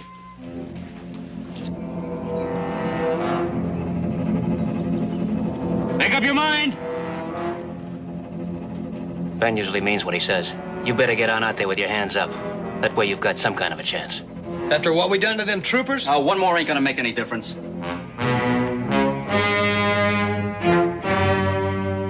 Well, what are you waiting for? Kill him. You leave this to me.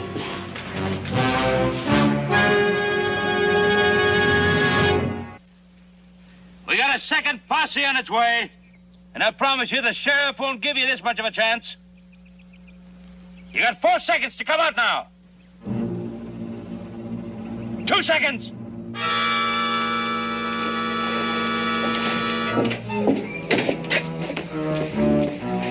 Go on, Cartwright. Shoot your own kin. He thought he was being real clever leading us away from that ranch, so I wouldn't kill you all. But I knew it all the time. Yes, sir, I did. What do you want? You ride out. And if you try to follow us later, he gets it. How do I know he'll be safe? Well, I just might send him back and I just might not. But you got no choice. Or one of them Cartwrights gets it right now. If he doesn't come back, and I find you, I promise you the buzzards won't want you.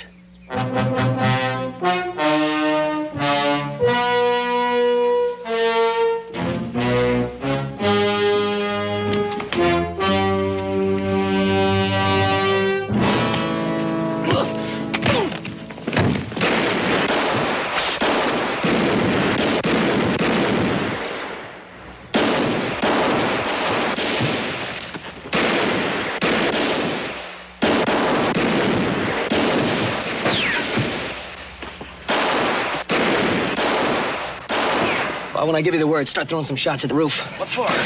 Go on, just do it.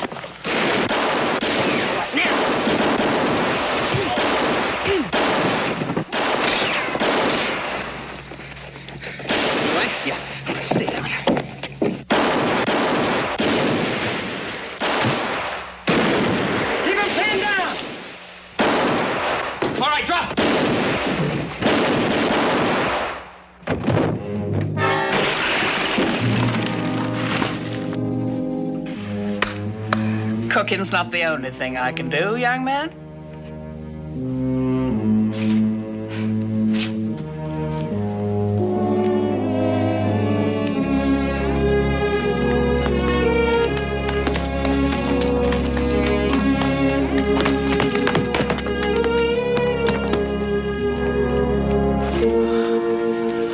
Emma, help me, please.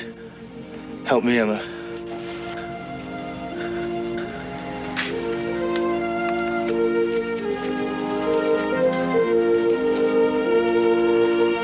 Horse.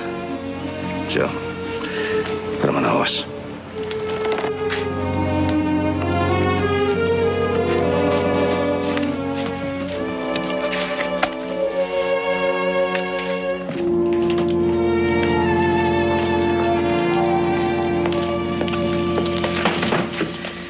Well, Emma, I hope you'll come back to visit us again sometime soon. Thank you for letting me rest here these last few weeks. You have a lovely ranch, Mr. Cartwright. Thank you. And a lovely family. Oh? I'll never forget your kindness. I'll never forget anything. Goodbye, Emma.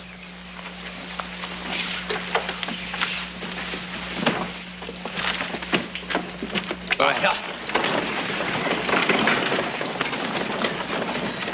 Hey, Will, I was just wondering, maybe you ought to go on and catch that stage.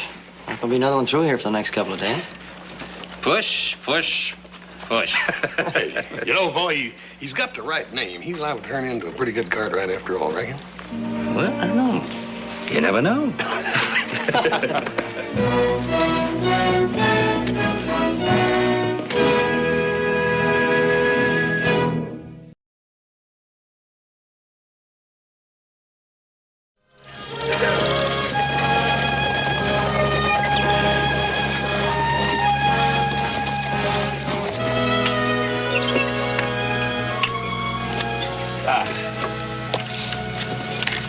Well, friends and fellow citizens, we're here celebrating the reaching of the halfway point in the building of our new spur for the railroad line.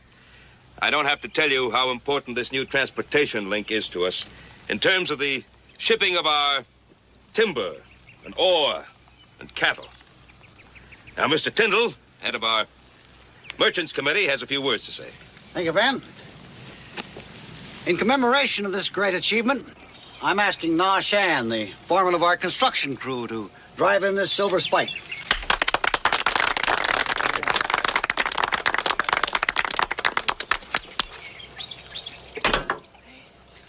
Hey!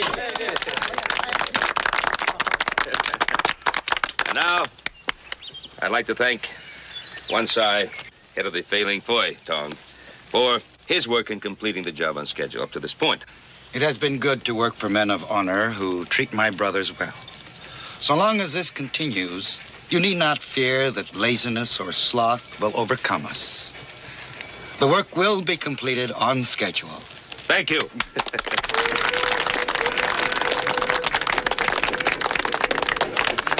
Well, everything's going real good. I hope it keeps up. Well, I hope so, too, for your sake. I mean, you put more money and personal prestige into this thing than anybody. Oh, come on now. We're getting something out of it, too, you know. Railroad's buying our wood for the ties.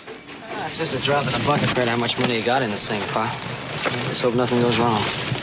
What's everybody being such a gloomy Gus about? We're happy. The investors are happy. Wansai is happy. Everybody's happy. What could possibly go wrong? Oh, I don't know. Such things as storms, floods, landslides, and other natural calamities. Now, Adam, you know dang well nothing like that's going to happen. As a matter of fact, I got some very special plans for a celebration as soon as this line's finished. Yeah, what kind of plans? You'll find out soon enough, little brother. As a matter of fact, they ought to be coming into Virginia City any minute now. Well, let's go home.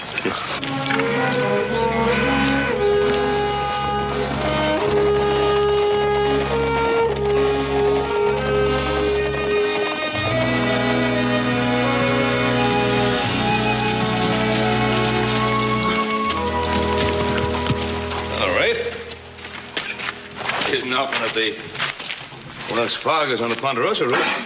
Well, it ain't very often, I reckon, that one of your boys gets this kind of a package. What boy and which package? Hoss and her. She's the shipment.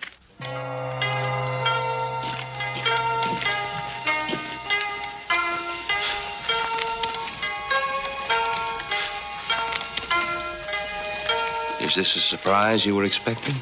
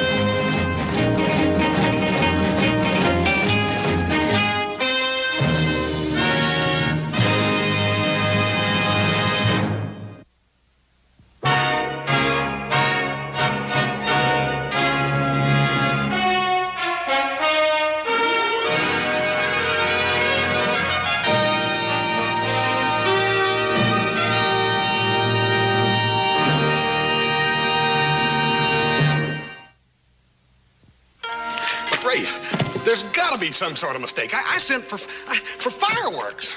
Nope, no mistake.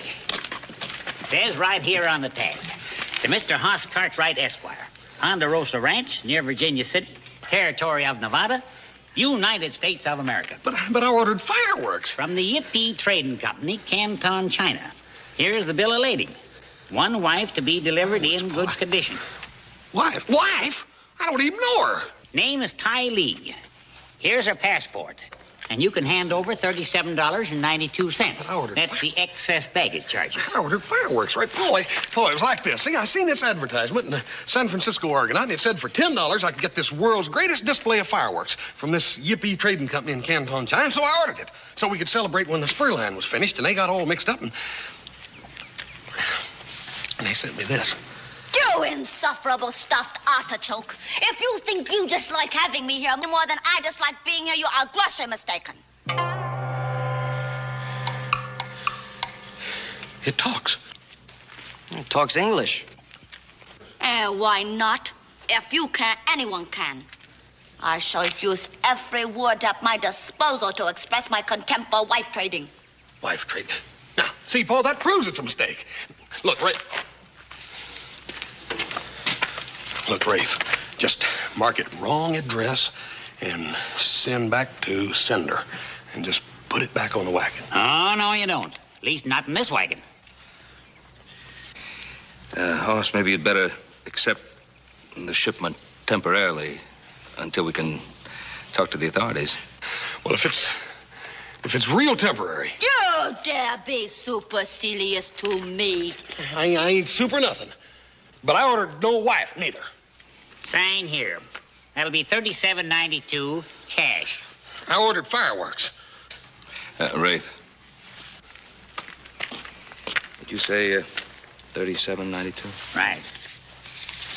10, 20, 30, 40. Keep the change. Thanks.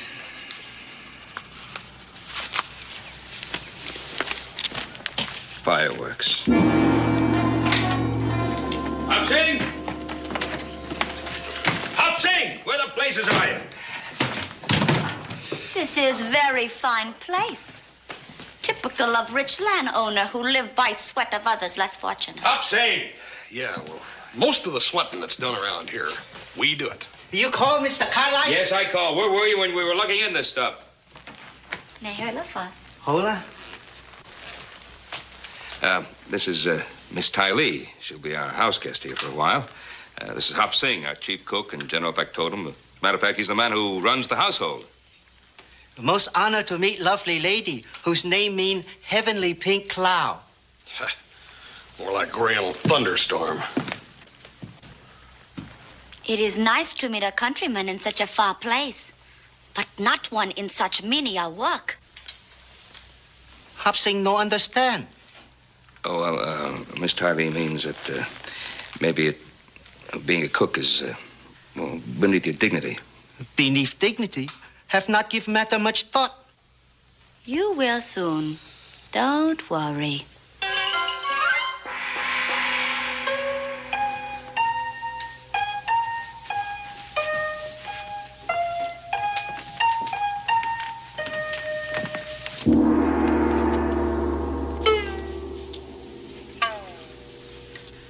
Hoss, you come here.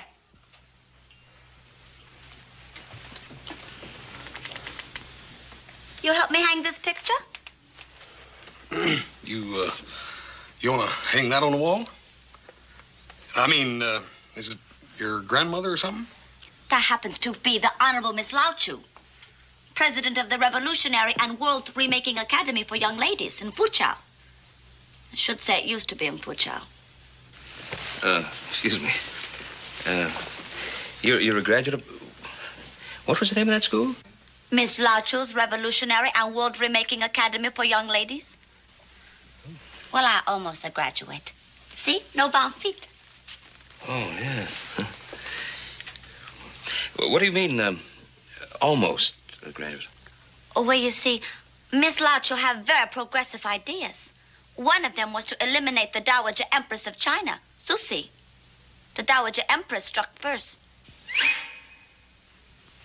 You mean, Miss Lao Chu paid the supreme penalty? She lost her head completely. I never got my diploma. All the students were scattered. I ended up in the hands of the infamous Yip He. You bought me from him. Well, I guess you'd better do penance and hang Miss Lao Chu. If you don't think that's committing double jeopardy.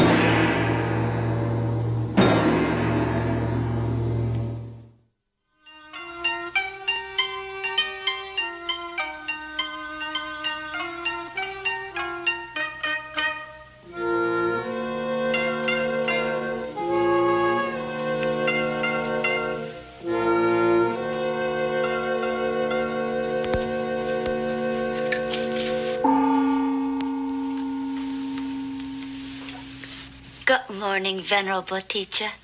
I dedicate this day to you, and I promise always to remember your 3 laws of progress.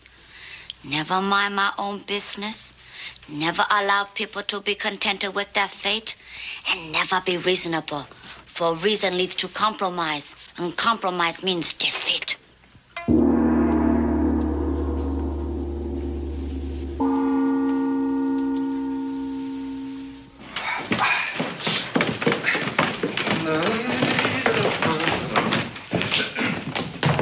Out there working on Hop Sing now. Oh, she. How many she's we got around here? Her, Ty Lee. Oh, she making mountains out of molehills. That fellow countryman just talking? I don't know, Port. Seemed kind of fishy to me. Gee, I hope not. I hate fish for breakfast. Oh, it's too early for those kind of jokes. Let's see.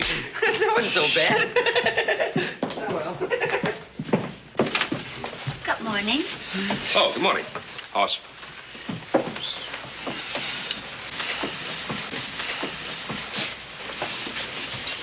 Only age knows value of courtesy. Hey, there's no fruit. Where's the fruit? I told you there was something fishy going on around here. Hop Sing, you usually have fresh fruit for breakfast. Where is it? No fruit today. What, no hot biscuits? Cold toast. No fruit. No hot biscuits. No eggs. No nothing, huh? And no thick slice of ham, fried potatoes, blueberry flapjacks, maple syrup, honey, crabapple jelly, or apricot preserves either, right? Miss Lao Chu, quote famous Occidental saying, a laborer is worthy of his hire. Small pay, small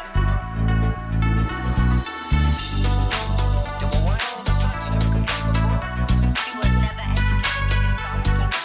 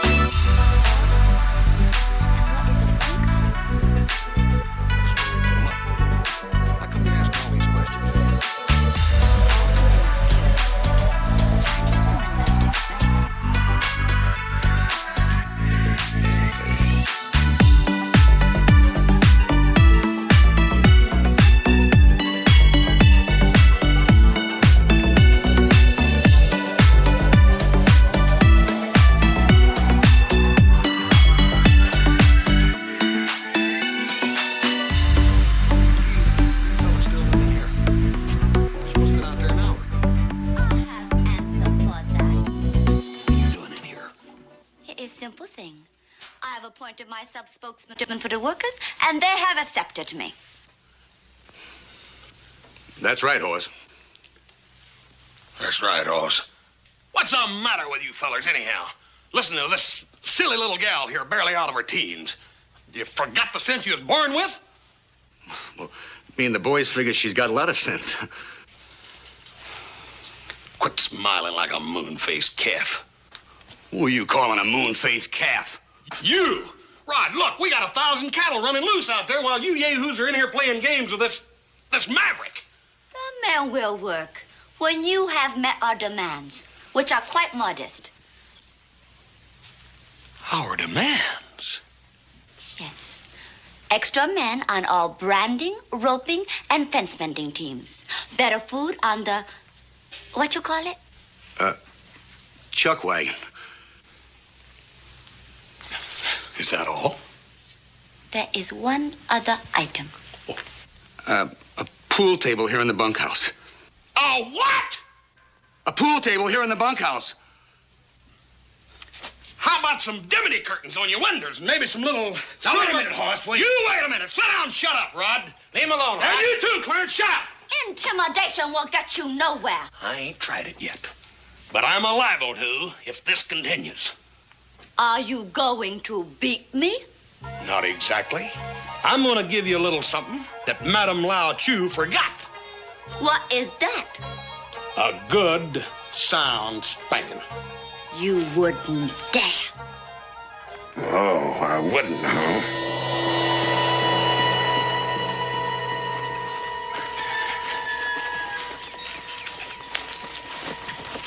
Good morning, Hoss. Morning.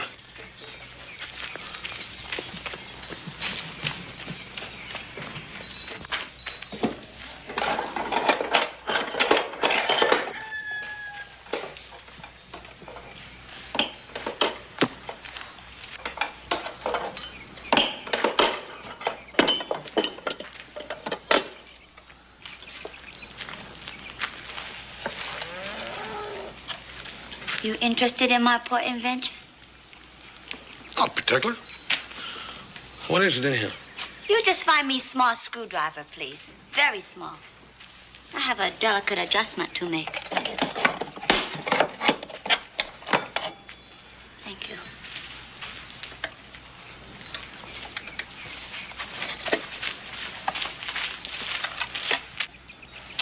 All right, come on now, let me take a look. Are you sure you want to? Yeah. Well, in that case... What's in it? Music. It was brought to China by a Yankee trader. Listen. I thought you said you invented it. I made a few modifications. Hey, it's Pop Goes the Weasel, ain't it? Yes. You are a very fine judge of music. Don't take nothing to figure Pop Goes the Weasel.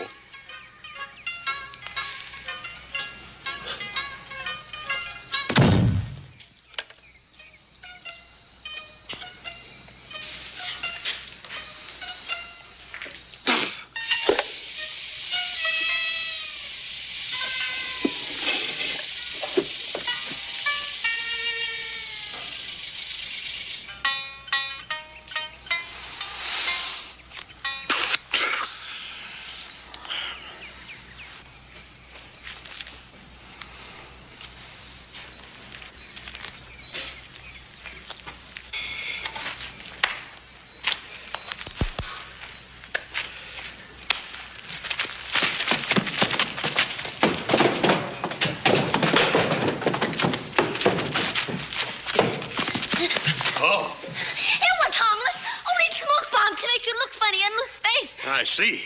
And I guess that Miss Chow Lu taught you that too, huh? Yes, Miss Larchford teaches everything. Good. I hope I wish...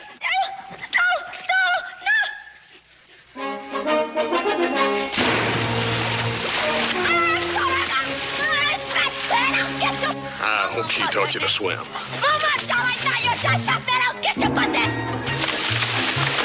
Hey, you Chile.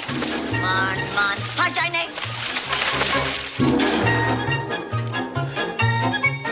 Que chocolate.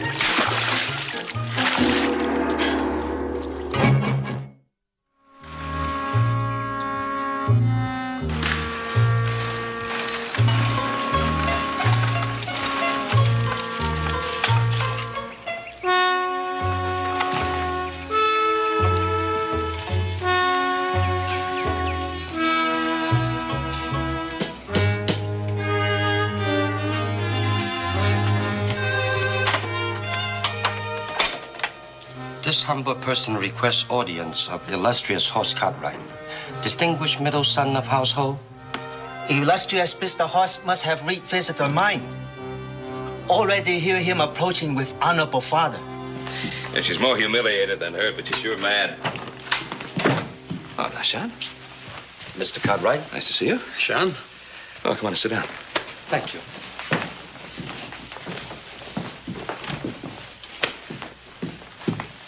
Well, what can I do for you? You can do nothing, venerable sir, but Mr. Horst can do much. Me? What? It concerned grave slip-up in operation of Yip Hee Trading Company of Canton, China. Did you say Yip Hee Trading Company of Canton, China? Some months ago, I made contract with esteemed Yip Hee himself. He is to send me beautiful bride. I am to pay San Francisco agent so many U.S. gold eagles. Well, I pay money, but don't get bride. Oh, so wasn't that the trading company that... Yep. And you heard that Horst had received what you had expected to receive and didn't, and so you've come to claim her. Is that it? You hit nail on hit, sir. Well, old friend, I was never so glad to do a man a favor. See, I ordered these fireworks from the Yip Hee Trading Company. I never reckoned on the kind I got. No, she's yours. You take her. First, must make sure goods not damaged. Oh, question's silly. It most certainly is. I am not a commodity for international barter. I do not recognize the right of this man to buy me like a cow, any more than that of this man. Do my eyes deceive me? Moon goddess herself, whom you must surely resemble, would get no more tender treatment from me than you, lustrous maiden. Why waste time spouting poetic speech? You have not yet mastered simple morality. You think me a bauble to be played with and tossed aside? I consider you my promised wife, yearn for during lonely nights. Promise? Not by me. And may I hasten to point out, it is broad daylight. No, wait a minute. What are you two arguing about anyhow? Why, you're going to have years to do that in. You don't believe in slavery, do you? Oh, sort of, on a temporary basis. What he means, Tylee, is that love makes a slave of us all. No more foolishness. Man not made to be shamed by woman. We go now. I go nowhere with you. I stay here on Ponderosa. I make life better for all, not just one man. No good China girl acts so. Well, you've never met up with one that was taught by Miss Lao Chu before. Miss Lao Chu, complete stranger. This woman is bewitched. Honorable Horst Cartwright has put her under spell. Me? Oh, now, Sean, you don't believe that. Why, you're an educated man. You're a student. You don't believe any such nonsense, do you? Not so sure. But men do crazy things for love. Yeah, but I ain't that crazy yet. You watch language, you miserable worm. You see? Already she treat him like husband. Well, I think we should have a cooling off period. I stay hot, thank you. Go now. End of story, not yet told.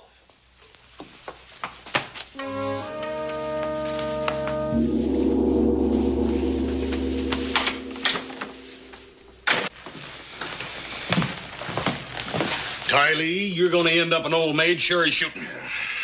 I bet you not. Oh, Ty Lee, now Sean is such a wonderful young man. You treated him so terribly. He's got a good job and a bright future. Yeah. Oh? What kind of work he do? He's the foreman of a railroad construction crew. Oh, how interesting. Where is this work being done? Out on Green Meadows, out Otter Creek. Oh, well, it would be interesting to see how other countrymen work in this new land. It'd be a whole lot more interesting if you'd go out there and apologize to Nashan. Sure would. Oh, I will speak to Nashan. Rest assured. Well, railroad camp is no place for a young girl to go. Miss Light will teach us to handle all men in all situations. She could.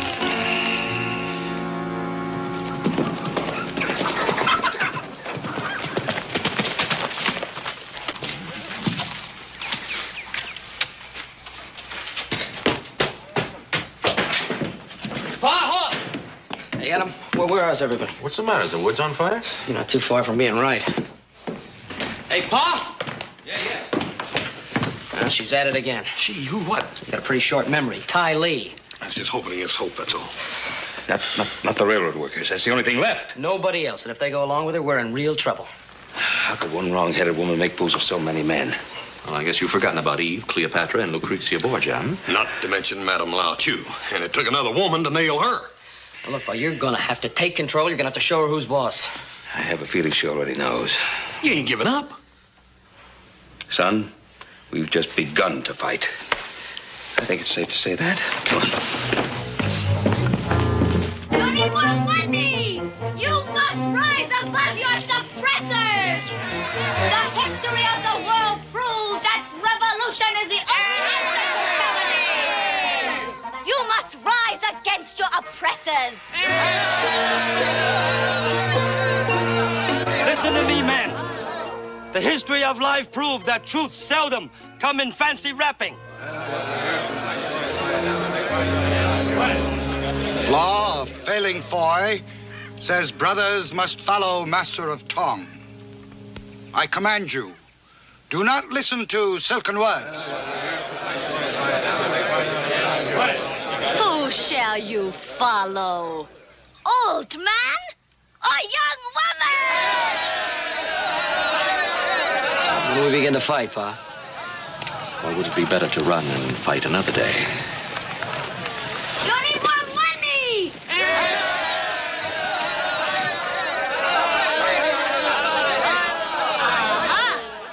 The bosses come to intimidate you. Now, wait a minute. How could we four intimidate all of you? We've just come to reason with you and point out that this baby ought to be back in her crib so that grown men could get on with their work. You are wise not to heed speech of serpent. And this baby not ready for crib yet. Now, look, I'm talking to these men. Have you decided to follow this Joan of Arc? That is first true thing you say.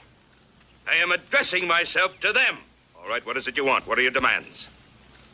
We have not yet formulated our demands. Well, in that case, don't you think the men should continue to work until you do? No, we shall strike first. Miss Lacho would insist. All right, Tylee. You've done enough damage for one day. Let's get on home. As rebel leader, I choose to stay with rebels. Well, do you think you'll feel as comfortable here as back at the Ponderosa? It's an awful long way to call for help. Tylee, it's just as comfortable to negotiate at the house. Now, let's go.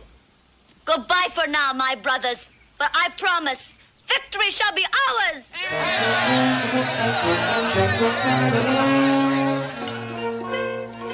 Tylee?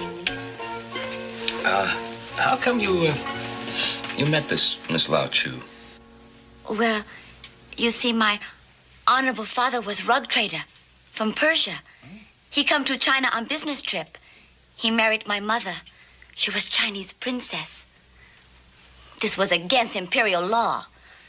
Dowager Empress, after I was born, take my honorable father's life. My mother was desperate. She worried for my life, too. Then she learned about Miss La Chu, so with hidden money, she sent me there. Now, surely your mother didn't send you to Miss Lao Chu to study the art of vengeance. No, mother too soft. But Miss Lao Chu, she's strong, like tiger. She say vengeance important part of making revolution. Seems to me that Miss Lao Chu would have wanted you to be a very good judge of when to make revolutions.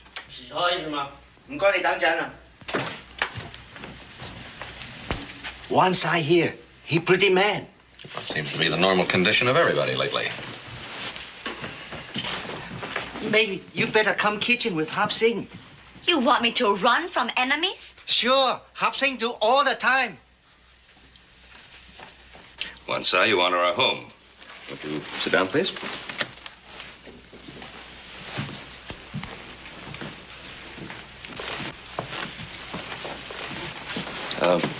Would you care for some tea? No, thank you, honorable master of this dwelling.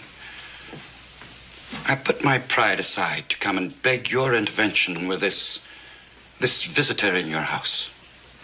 Oh, yeah, well, as a matter of fact, I was just about to discuss the situation with her. Good. Because I do not know how to discuss business with a woman. That is because you men have never admitted we have brains. I know how difficult your coming here must have been for you. But we'll do everything in our power to remedy the situation. Then ask this person to name her conditions. Well, Tylee? I have not yet decided conditions. Tell this person, sign agreement. I will fill in condition later. Well, I wouldn't do any such ridiculous thing. Then men strike till you do. I'm an old man, but my patience grows thin. Yeah.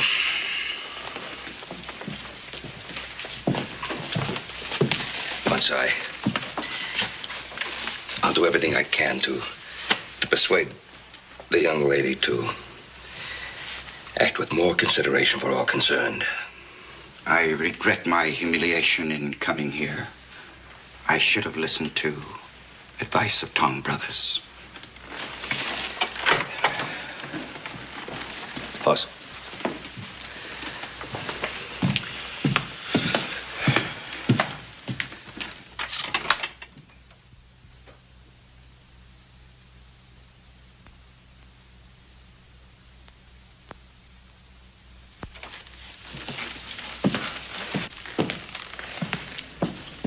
All right, Miss Tylee, I think the time has come to stop playing games. I am not playing games.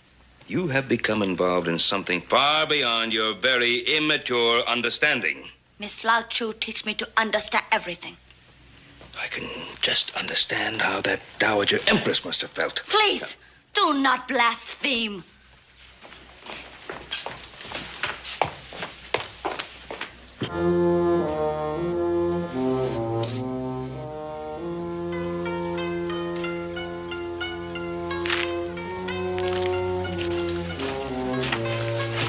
Howdy, old feller. What can I do for you? One smoke. Easy.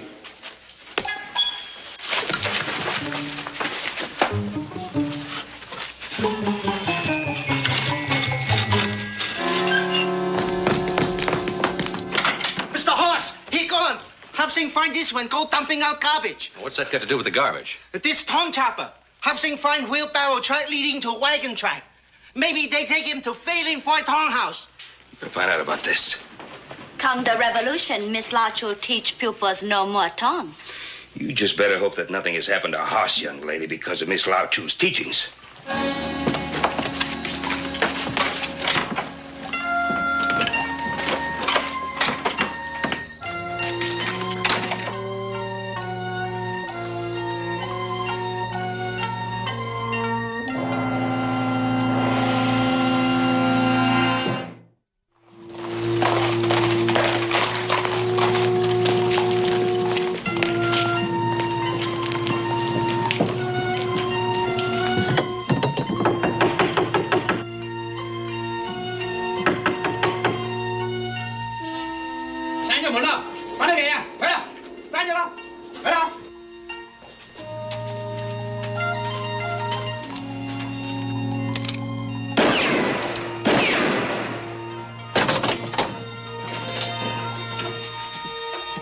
Prisoner, you've heard me judge you guilty.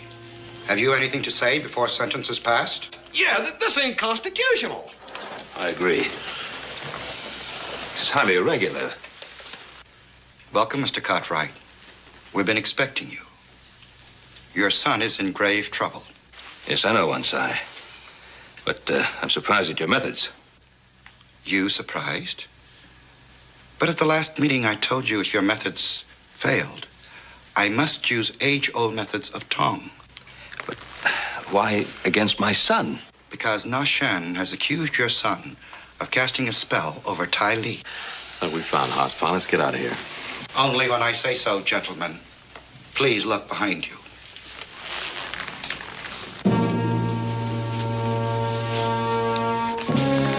Wansai, I have a suggestion I would like to discuss. Can afford brief truce while you expound suggestion. Thank you. Would you like to see Tai Li under the influence of a husband? Would I not? I've already offered prayers to the gracious Kuan Yin. What have you to say to this? If this person who has bewitched her will fight for her. Excellent. Agreed. Paul, wait a minute. So be it. May the spirits of earth, air, and water favor the better man. Thank you, my son.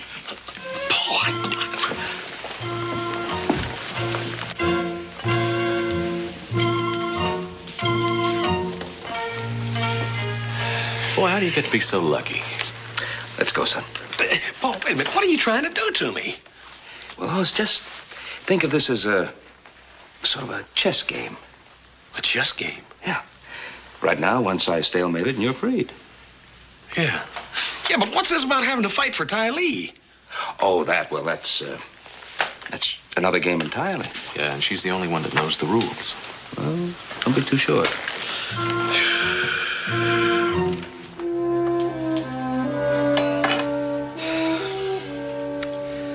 Yo, Paul, maybe he ain't gonna show up. It's been a full day already. Well, 1 day, 2 days, today, tomorrow. He'll show up. I sure hope you know what you're doing. I know what I'm doing, son. Tai Li is no different from any other woman. She ain't? Well, up until now, she has been.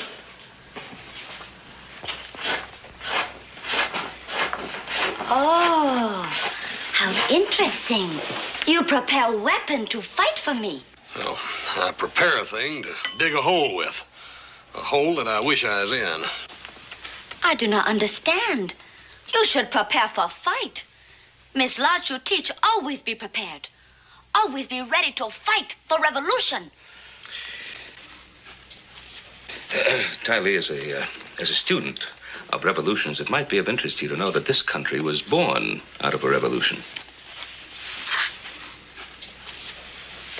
Can this be true? Yes, it can. Miss Lao Chu never mentioned this. Well, Miss Lao Chu, notwithstanding to the contrary, etc., it is true. The American Revolution was one of the first great victories for liberty and freedom. So you see, we really don't need anyone to teach us about revolutions and things like that.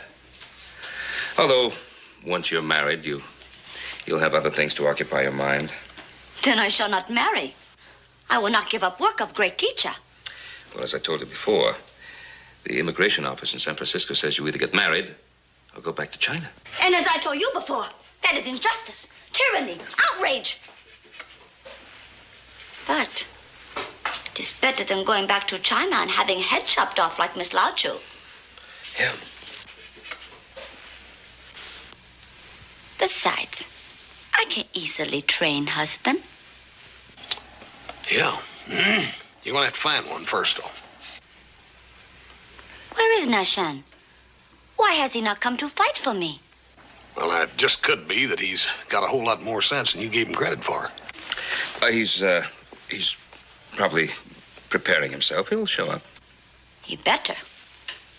I know how to take care of person who insult me.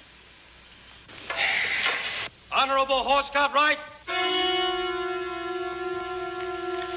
The moment of decision has arrived.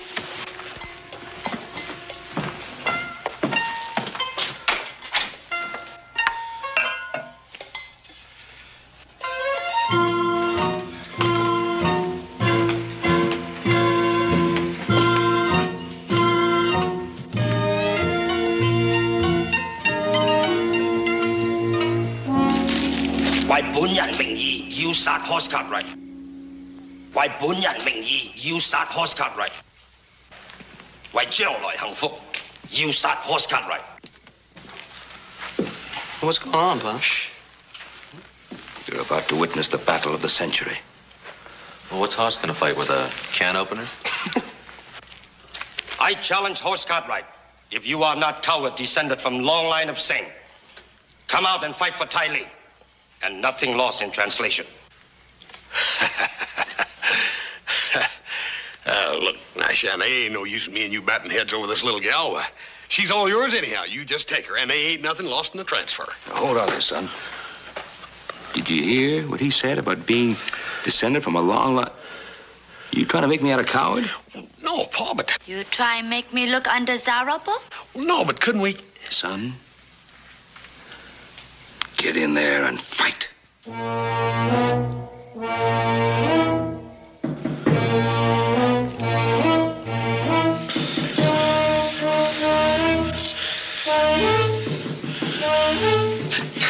Pa, he's got a sword. Of course.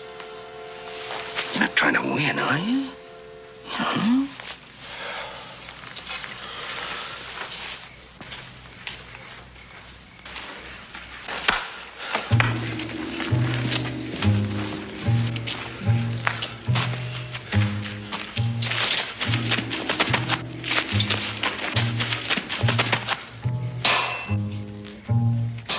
They fight over me, like two knights fighting over fairy princess.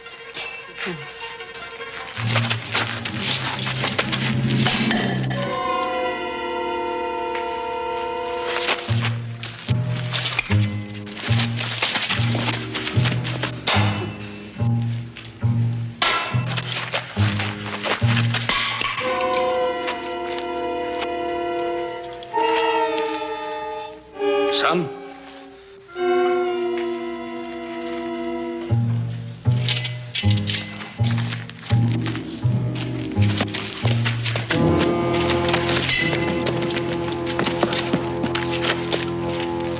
You never received firework. I deliver now.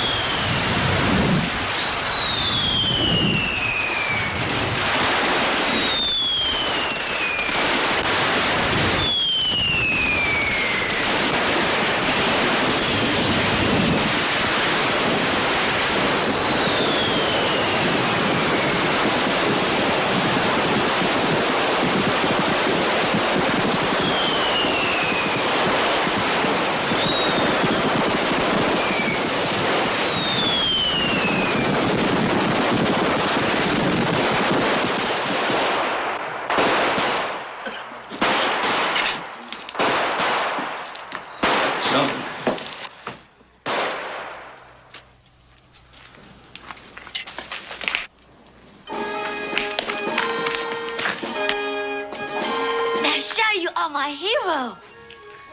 I like you pretty much, but Nasha is greatest revolter of all. I'll tell you this, best fight I ever lost. That's something, too. Well, I'm very happy to announce the resumption of work on the railroad spur, and I'm even happier to announce that Tai Li has given up politics in favor of matrimony. Although she unquestionably has left her mark. That's right. We've got the first pool table in any bunkhouse in the territory. Even I concede credit for helping Tong Brothers get slight raise in pay. Have seen getting new stove and cookbook.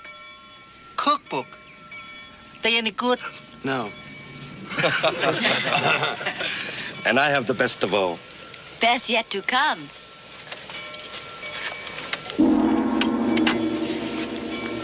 Miss Lao Chu, keep on wall. She keep away evil spirit.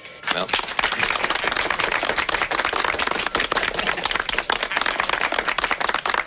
Well, don't feel too bad. You can still write the Yippee Trading Company. We have the 4th of July, you know. Hey, yeah. Might be sort of interesting to see what kind of fireworks they send this time, huh?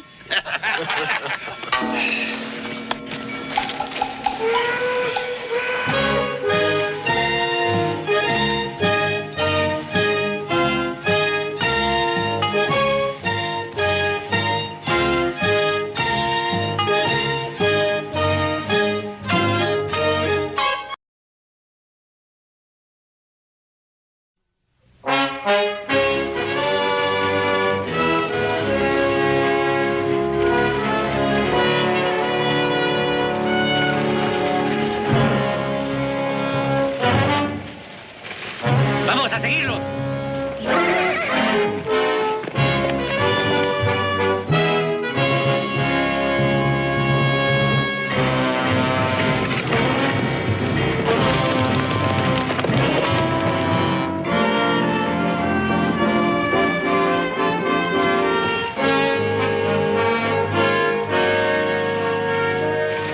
Pretty fancy-looking rig. What they're doing on our land? Well, maybe they lost their way. Let's get on and find out.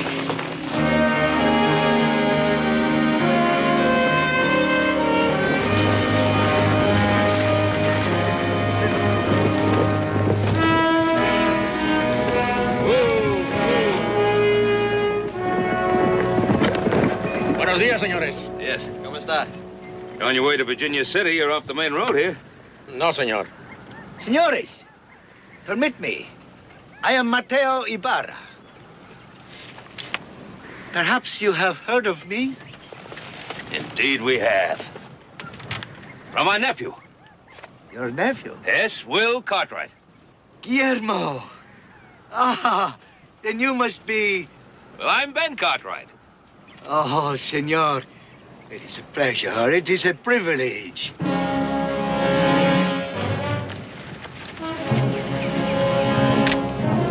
Espérate. Vente, vámonos. Carla, come. Meet Guillermo's uncle. Senor, my wife. Senora Ibarra? And Guillermo, how is he? Fine. Ah, bien, muy bien. It will be wonderful to see him again. Well, I'm afraid you're in for a bit of a disappointment. He left on a cattle drive just yesterday morning. But I must see him, senor. I'm going back to Mexico. I have to be in El Paso del Norte as soon as possible. But Mateo, if he's not here... Carla, I must speak to him. If he is not here, we will go where he is. If it's necessary and urgent, Oh, it is urgent, senor. Adam said he'd probably make camp at Harker's Crossing tonight. Why don't you ride over and tell Will that Senor Ibarra's here, and you stay with Hoss and Adam, give him a hand with the herd. Right, pa. Gracias, senor.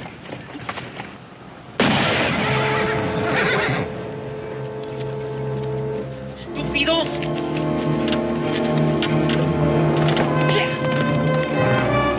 Joseph, come back here! Joseph! Come back!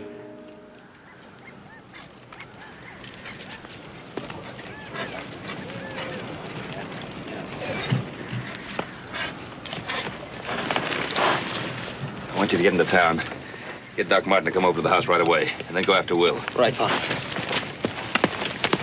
No es nada, Carla mía. Yo sé, pero no te mueves.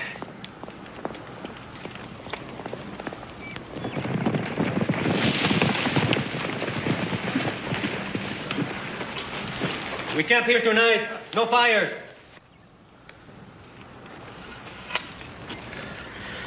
I could have you shot for this, Vicente. Could you? My orders were to follow Ibarra and to arrest him if he crossed the border. As long as I am in command, you will obey those orders.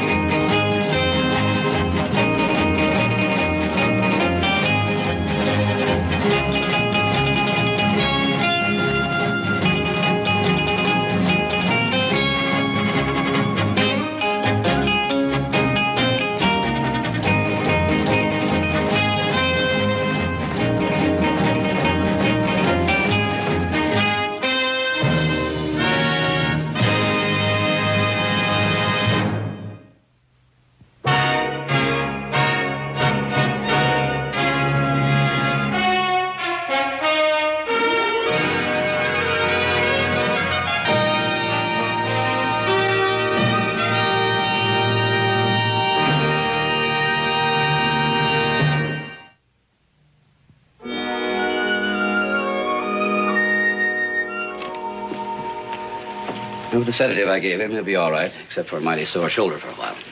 How soon will he be able to travel? Right now, if he had to. But I'd give him a few days. Well, I'll be downstairs if you want anything. Gracias.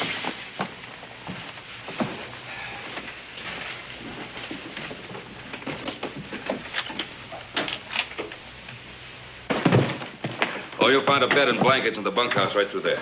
Gracias, sir. So that's Mateo Ibarra. You recognize him? When I was in Texas a few years ago, well, he and his gang of Comancheros used to practically run the state of Chihuahua. What's he doing here, Ben? Oh, a friend of Will's. Will rode with him for a couple of years. Will rode with that bandit? That bandit was fighting for Juarez at the time. Oh. Luis. Ven.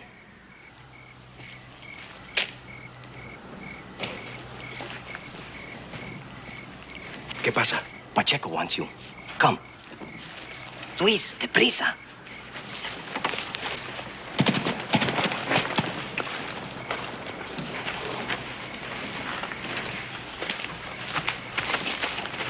You made good time. We only got as far as Wolf Hill today. Little Joe caught up with us just as we were making camp. How's Mateo, Ben?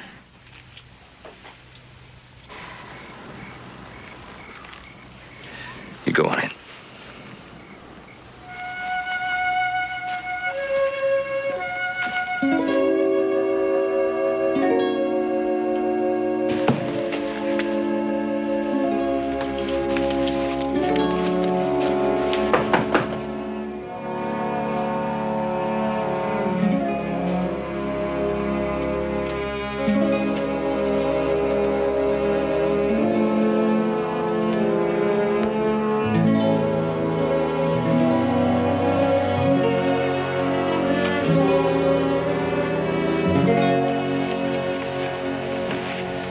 Why didn't you write me you were coming?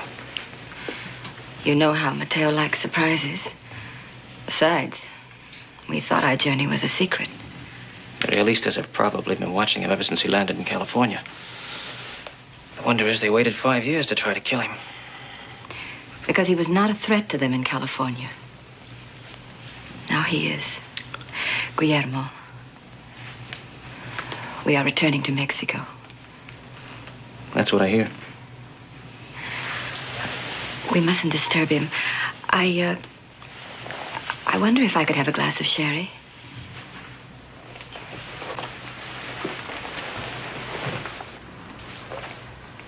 As Guillermo knows, it takes money to raise an army. And you have the money now. Si. Waiting for us in El Paso del Norte. Enough money to arm and equip 3,000 men. Well, that should make Juarez pretty happy. From what we read in the papers here, he needs help against the realistas. Juarez always needs help. Maybe it's because he promises too much You know, he's always talking about law and justice when all the people really want is food and land. Well, Senora, without law and justice, what guarantee do the people have that they'll be able to keep their land?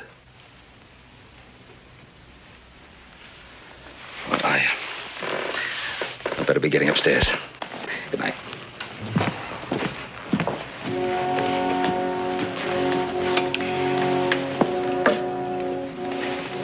Your uncle is a very charming man, Guillermo. And this ranch, this hacienda, it's called the Ponderosa, is it not? Guillermo, are you happy here? What does Mateo want? When you ask me like that, I think you know. He wants me to go back to Mexico with him, doesn't he? He wants you very badly, Guillermo. You asked me if I was happy here. I am. Does that mean you're going to refuse him? Yes.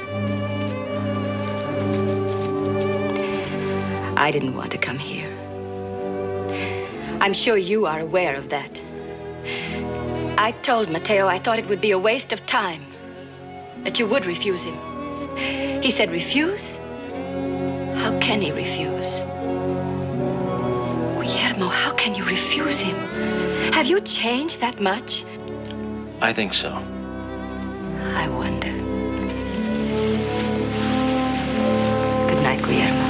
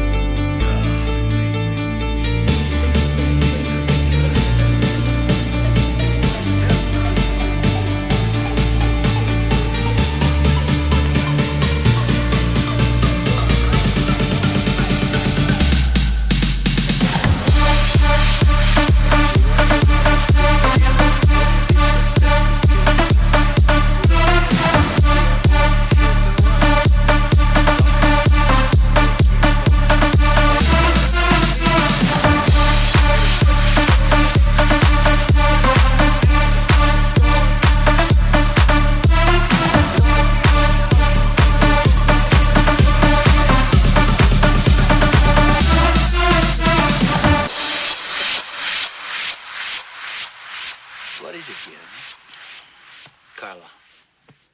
She told me you want me to go back to Mexico with you. Guillermo, it will be like the old days, huh? Only better, much better. Listen, Mateo. In a year, maybe less, we'll ride into Mexico City, right up to the presidential palace, huh? With 5,000, no, maybe 10,000 compañeros riding behind us, huh? I'm not going with you, Mateo. What are you going to do? I'm going to stay here. This is my home. You mean you're going to be a ranchero for the rest of your life? No, I know you're joking. I need you. I do. All of our compañeros are gone. You are the only one that I have left that I can trust, that I can listen to. Like you listened at San Lorenzo.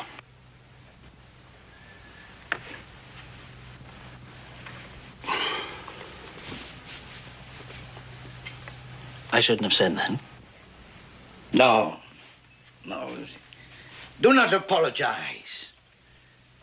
No, you're right. I did not listen to you at San Lorenzo, and 200 men were killed. The few of us that were left had to run like whipped dogs. I did not stop running until I reached California. Mateo, will you just forget it? No, let us not forget. But let us not pick and choose what to remember, eh? Yes, there was San Lorenzo, but there were also other places, other times. We should not forget those. Huh? Like Rio Blanco. Like Rio Blanco. See? A gringo saddle tramp, sitting in a jail cell, drunk, waiting to die in front of a realista's firing squad the next morning. You needed me that night in Rio Blanco, Guillermo. I did not fail you.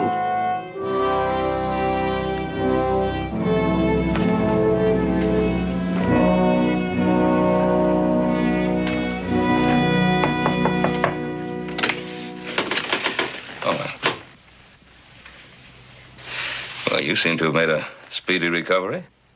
Once I rode all day and all night with 3 holes like this one in me. Remember, Guillermo. My horse gave up before I did. I'm going into town to get some supplies. Anything that you might need? I'll check, Ben. Right.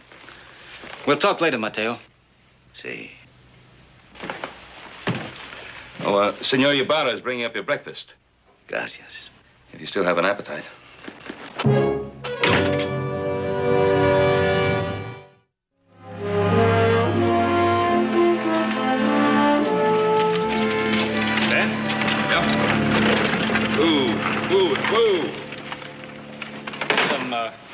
Here's some leather that needs fixing.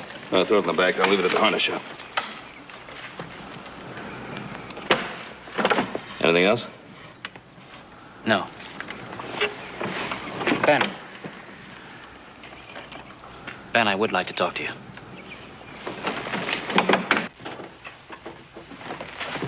Buenos dias, amor. Did you see Guillermo? See? And? He will come with us. Did he say so? No, but I could tell in his eyes. Stop it. You know, it makes me sad that you do not like Guillermo. Did you once make eyes at him when he did not approve? Querida mia, you forget I am not a well man. Oh, you are a fool. A fool, Carla mia. An ignorant man, perhaps, but a fool. No. And I will tell you why. Because I know what I am and what I am not. I am a bandido, a comanchero. I can hunt and I can hide. I can raid a hacendado and set fire to his casa and his crops and steal his cattle and his gold and once his beautiful daughter. But I am not Guillermo. I do not think like a general. I cannot lead an army. You did once? To San Lorenzo. To be butchered. That is why I need Guillermo. With him, we can go to Mexico City. Then perhaps you will not hate me when I touch you. Nor yourself for wanting me to.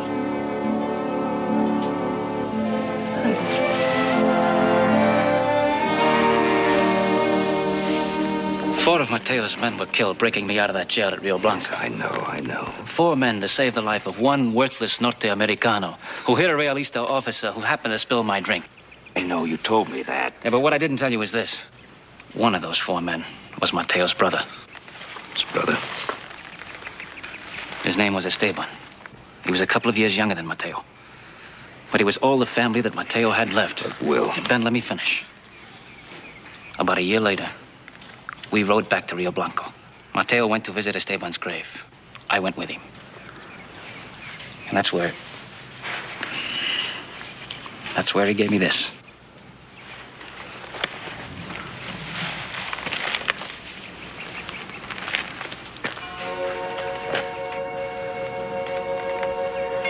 Esteban's? Yes.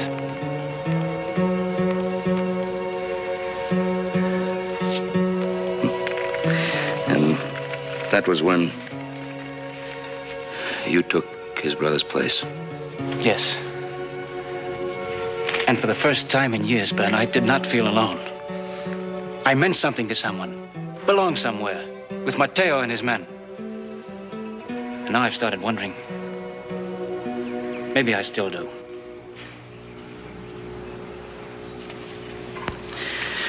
No, Will. You don't. You belong here. You see, we're the only family you have left. Thanks, Ben. I thought so, too. For a while, it seemed right. But then when little Joe rode into that camp and told me about Mateo, I don't know, something happened. I looked at him and Adam and Haas, and I was a stranger to them. Like someone who came to a party by mistake. And I look around here, Ben, and I don't see myself. I see you and the boys. It's yours. You built it, and you belong. Will. You've been here such a short time. You know, it takes getting used to a new place like this. And then particularly when you start comparing your feelings toward Mateo and toward us. Well, you lived with Mateo. You fought with him. You risked your lives one for the other. Of course, you feel very close to him, but still, we are your family. I don't just a word, but it's a word which deserves a chance for some meaning. Time to gain some meaning.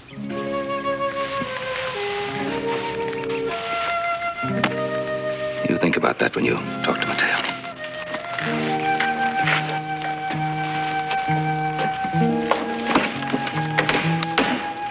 Be back around supper time.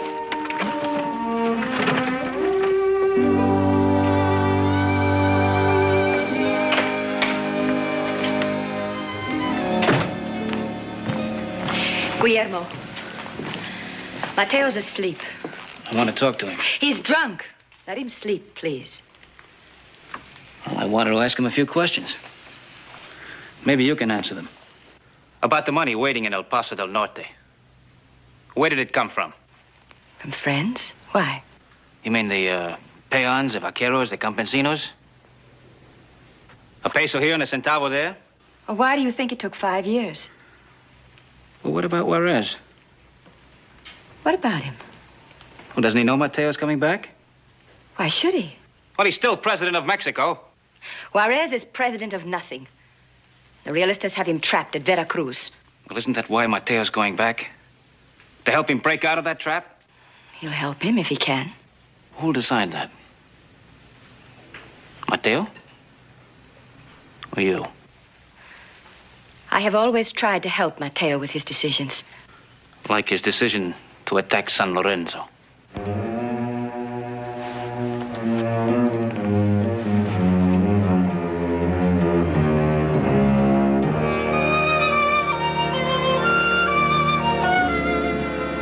And we had to swim the Rio Grande. ¿No quieres? Bien, mi querida. It was spring, and the river was a mile wide from the flood. When we got on the other side, Guillermo, he poured the water from his boots, and he looked up at me and he said, "Hey, Mateo, what we need is a navy."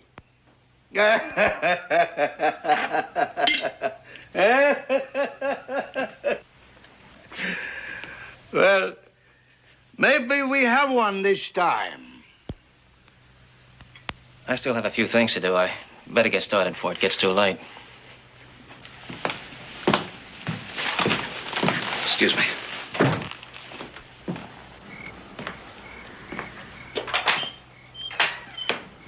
Will?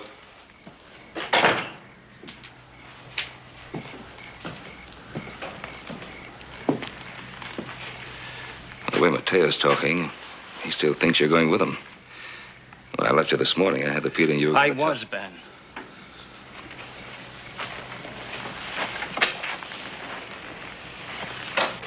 What happened?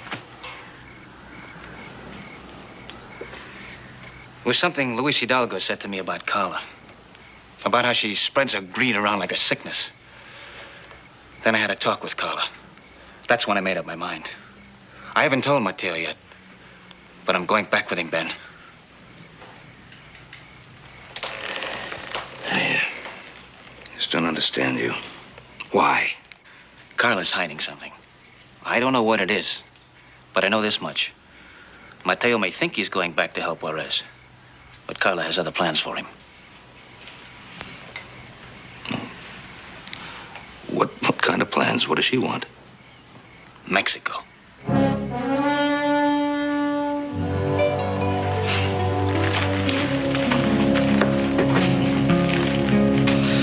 He's got an ambition.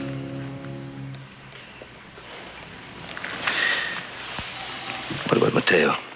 Does he share this ambition with her? No, Ben. Mateo really wants to help Juarez. Tell me, has he always been a heavy drinker? He always liked to drink, but not like I've seen him here. What's he afraid of? I think he's afraid of Carla. Of what she may force him to do someday to keep her. He hasn't forgotten San Lorenzo.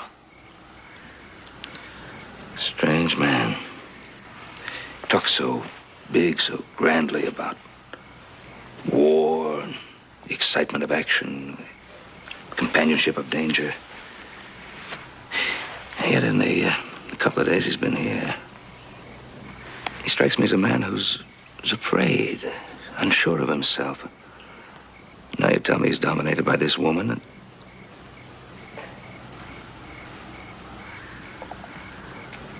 Which man is he, Will? I don't know anymore. Maybe the years have changed him. Maybe they have. And if they have, is he worth what he's asking you to do? Was I worth what he did for me at Rio Blanca?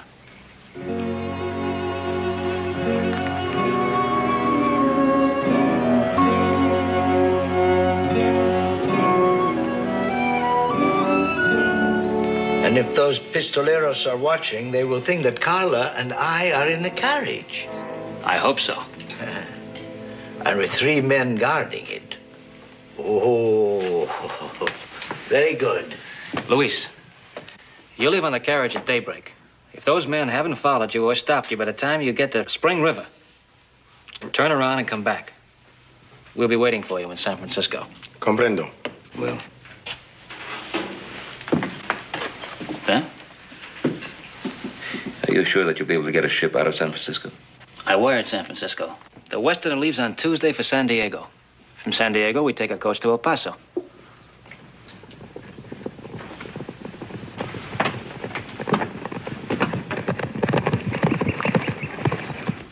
It's our bodyguards. Luis. Now, do you see why I want Guillermo with me? He thinks of everything. He does not take chances. He's intelligent, experienced. You're lucky to have him as a friend. Friend, more than just a friend, senor. I may not have another chance. Let me thank you for your hospitality. Would you have a drink with me? Excuse me. Senor, you're not happy I am taking Guillermo with me. Do you not know the reason he's going? I think I do. Out of a sense of loyalty to you, gratitude for what you did at Rio Blanco. That is only the excuse. That is not the reason. It is something else. It is something inside. Not here. Not here.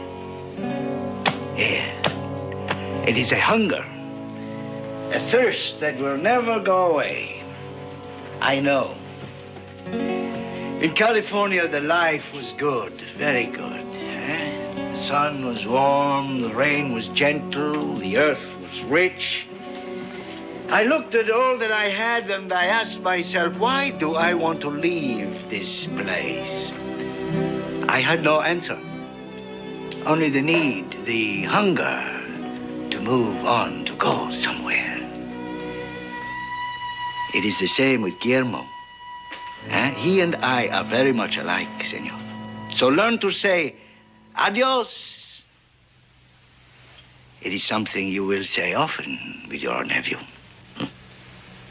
Strange. Your words are so eloquent. Why don't I believe them? I am a man of many words, senor. Which of my words do you not believe? That word hunger.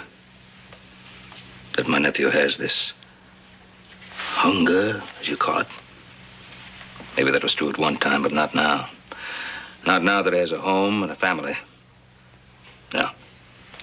Now, if he goes with you, he'll go as I said, to repay you for Rio Blanco. Senor, which other of my words do you not believe? I don't know. I just hope that what my nephew is doing, he's doing for the right man.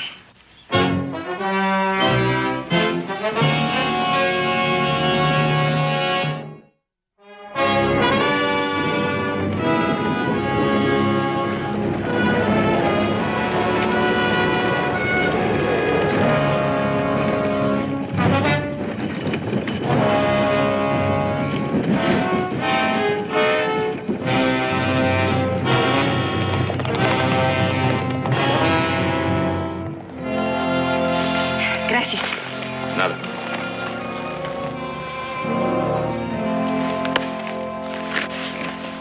Say goodbye to Adam, Huss, and Little Joe for me. Have you decided which man you're doing this for? It doesn't matter. I've still got a debt to pay. I was kind of hoping that you thought you'd paid it. Not yet. Adios. Uncle. Vaya con Dios, nephew.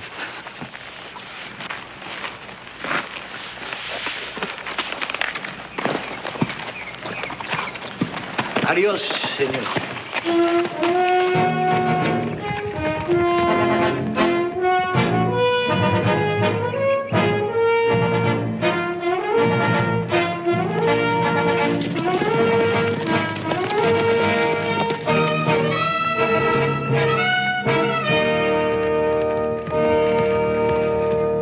Guillermo, I need rest. There's a shack up ahead. We can rest there.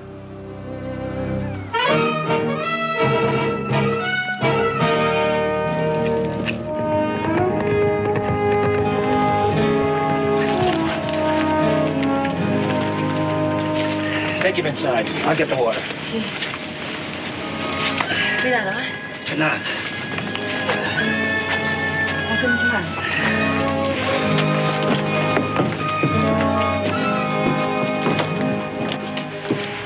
Siéntese allá. Sí. Mira, ¿quieres un poco de agua? Ah, sí. Cuidado.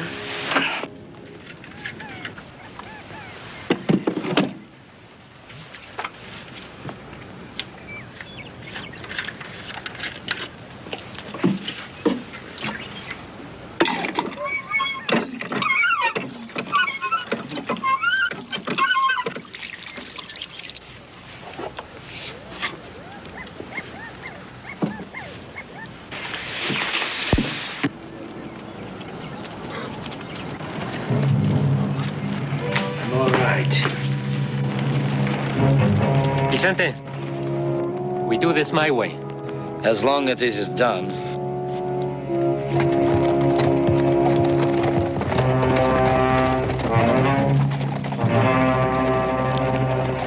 When my horse is rested, I will ride it as far as it will take me.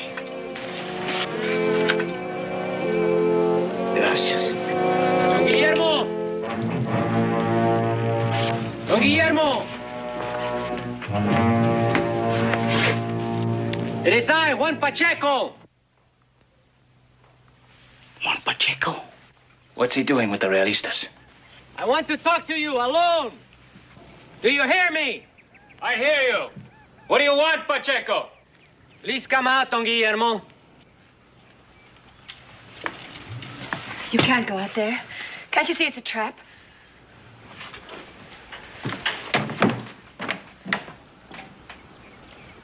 You know why Pacheco is there, don't you? Why does he want me dead? Tell me. What's this all about, Pacheco? We want Mateo. Who's we? Vicente Morales, Alfonso Máximo, Tomás Santos, and Juan Pacheco. Whose side are you fighting for now? Luis told us you thought we were realistas. Is Luis with you, too? That's how we knew Mateo would not be traveling south. Luis is no realista, Guillermo. You know that. Nor am I. It is they who are realistas.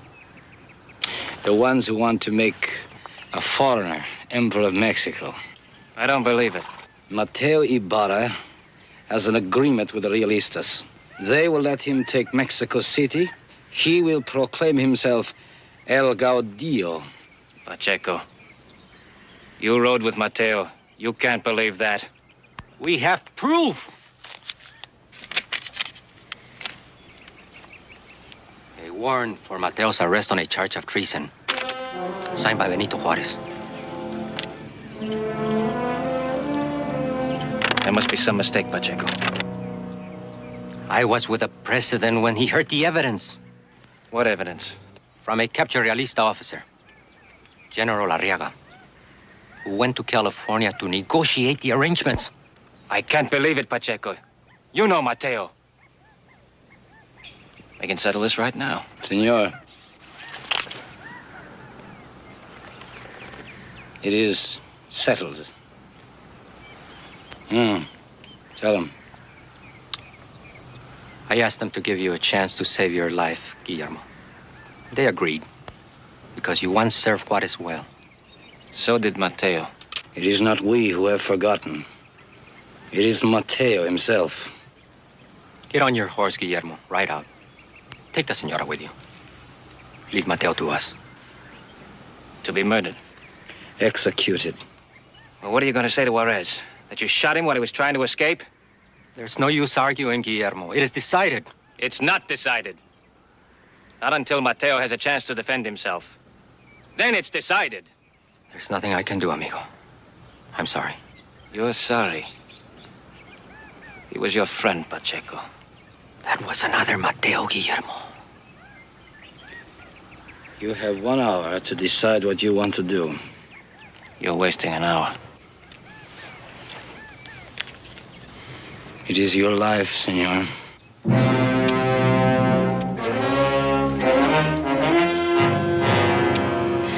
The only way we had to raise any money for the army. If the realistas were foolish enough to think they could control you, then why not use them? We could turn on them, too. Oh, you really had this figured out, didn't you? Right down to that last double cross. Did you know anything at all about this, Mateo? No, he didn't. I was the only one who talked to the realistas. I planned it all myself. Well, those Juaristas out there, they don't believe this. Mateo, they called me out to tell me that they were giving me a chance to get out before they kill you. Take it, Guillermo. I can't. Take it. Carla is wrong. I knew what she was doing all the time. How could you know? I wasn't even going to tell you until we got to Mexico. Did you think you had to tell me? Do you think I could not guess? I knew. I was pretending I did not know. I did not want to admit it, not even to myself. Not until Carla said it herself a minute ago. I knew. I was for sale. If the realistas had enough money to buy me, they could have me. Why? Why? Why? Because I was rotting away in California. To turn your back on everything you fought for. What did I fight for, Guillermo? Liberty, justice, freedom? Yes! You fought for those things. We fought for them. Maybe once, but that was long ago. Afterwards, I fought because it was the only thing that I knew how to do. Why, what for, who for, it did not make any difference. I fought for Juarez, and before Juarez, for Pedro Irribas, and before Irribas, for Santa Anna. And when the fighting was finished, and they had won, and they did not need Mateo Ibarra any longer, they said that I was a thief and a murderer. And they sent out their soldiers to hunt me down. And I laughed. And I said it did not matter. But it was a lie, Guillermo. It was a lie. Because all the while, I wanted to be the one who rode into Mexico City to sit in the presidential palace and be the hunter instead of the hunted.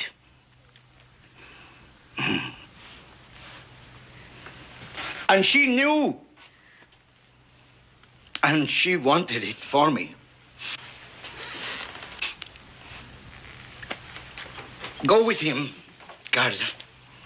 Take her, Guillermo. If they want to arrest you, Mateo, that's one thing.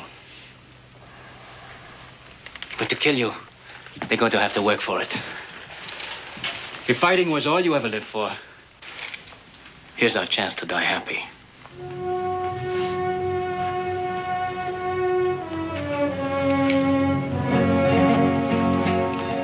I can't let you do this for me.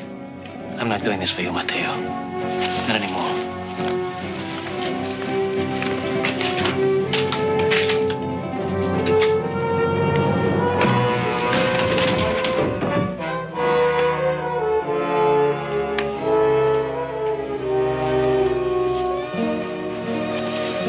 Mateo, no. No, please. I don't want you to do this thing. Listen. Darling, we can make our life again. Please, Mateo, I don't want you to go out there. Please, I don't want you to. Adios, mi corazón.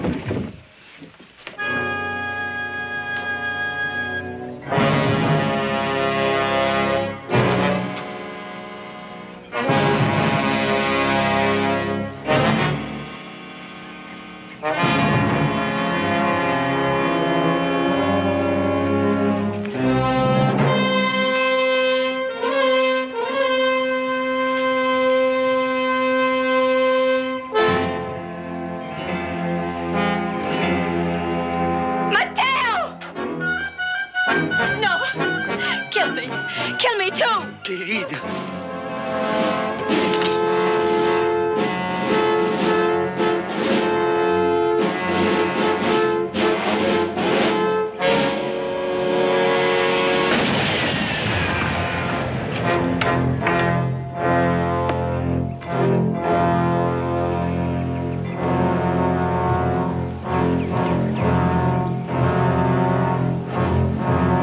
You will have many opportunities to die, Vicente.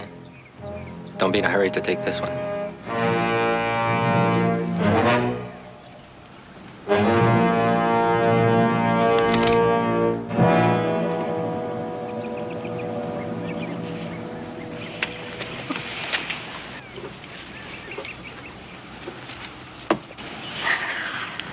Sentí, no puedo vivir.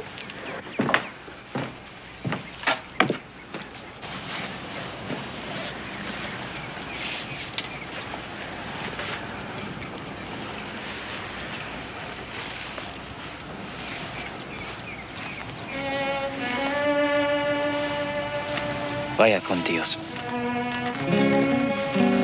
Adiós.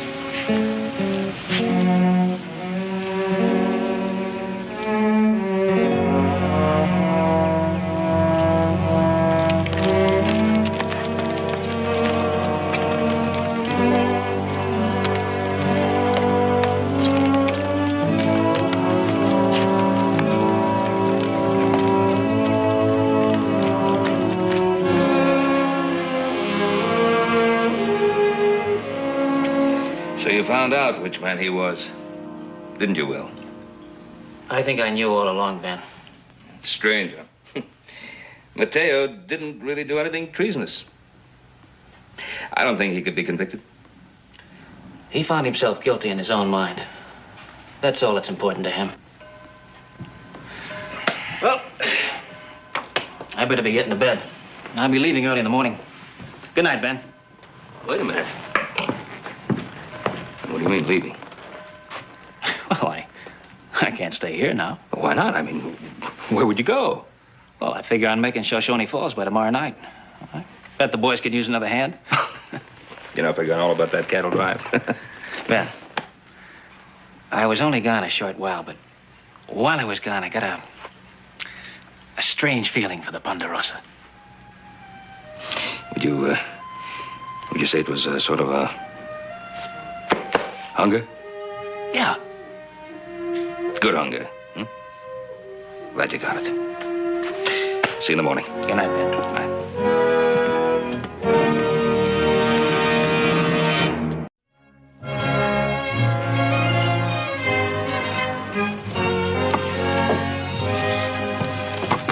Do you realize that the stage is almost 2 hours late? I do. Well, Well, what? why is the stage late? I wouldn't rightly know, Mrs. Gable. All I know is the stage left St. Louis on time.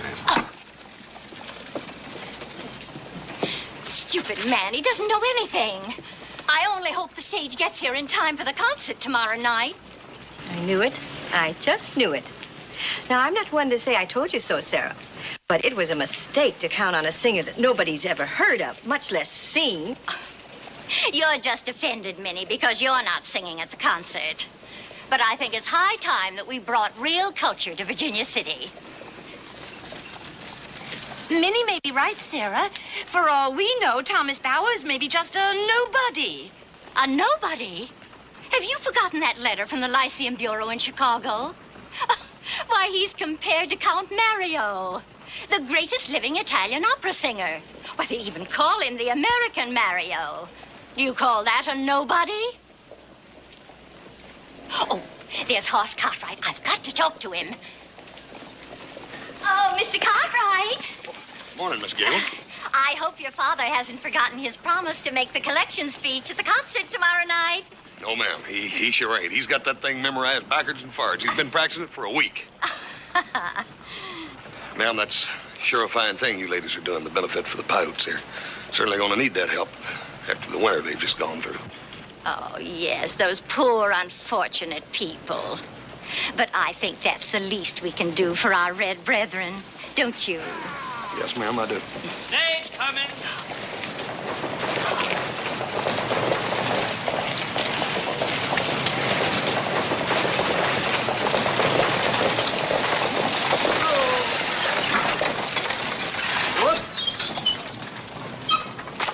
happened to you?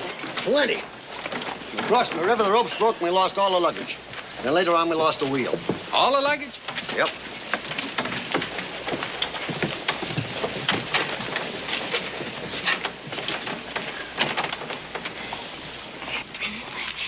Mr. Bowers, I'm Mrs. Gable, president of the Virginia City... No, ma'am. My name is Simpson. Charlie Simpson, in Ladies' Novelties.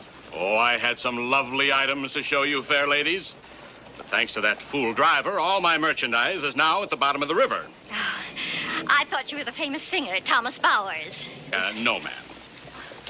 I'm Thomas Bowers. Oh...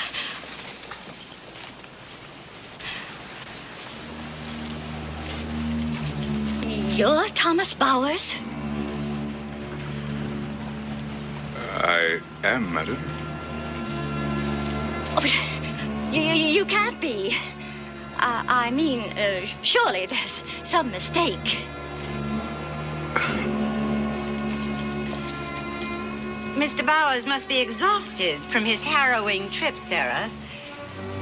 Now, aren't you going to take Mr. Bowers to your house to freshen up? You know I have no guest room in my house. There's a hotel up the street. I'm sure you'll find accommodations there.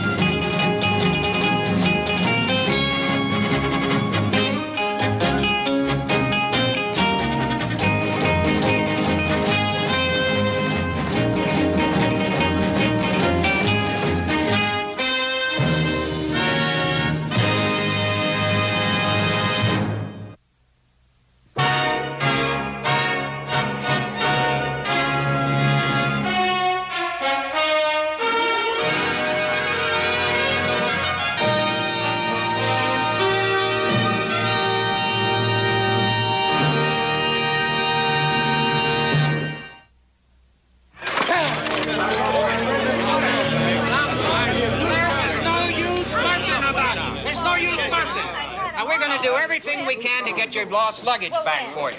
Well, we'll send some men out first thing in the morning. We'll even drag the river if necessary. Now, you can't ask for more than that, can you? Yeah, you shouldn't have lost them in the first place. Right. Excuse me. Can you tell me when the next stage leaves? Well, that would be the one you were on. Take a day to clean it up, put a new wheel on. Let's see, day after tomorrow, that'll be Monday. You mean there's nothing sooner? Sooner? You're not thinking on leaving before the concert, are you? I have a feeling there's not going to be any concert. Thank you.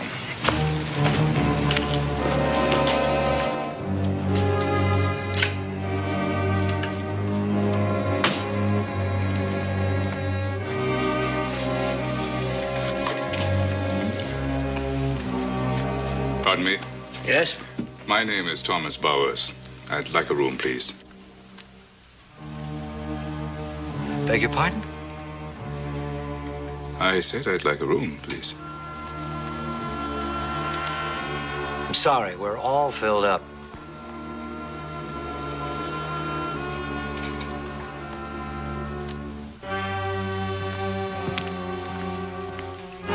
I see.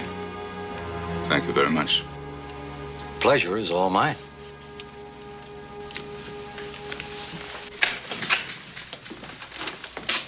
Yes, sir? Yes, I'd like a nice large room. With a bath, if you have one. Yes, indeed, sir. I can give you a room with a bath on the same floor. How will that be? That'll suit me fine. Will you please sign here, sir?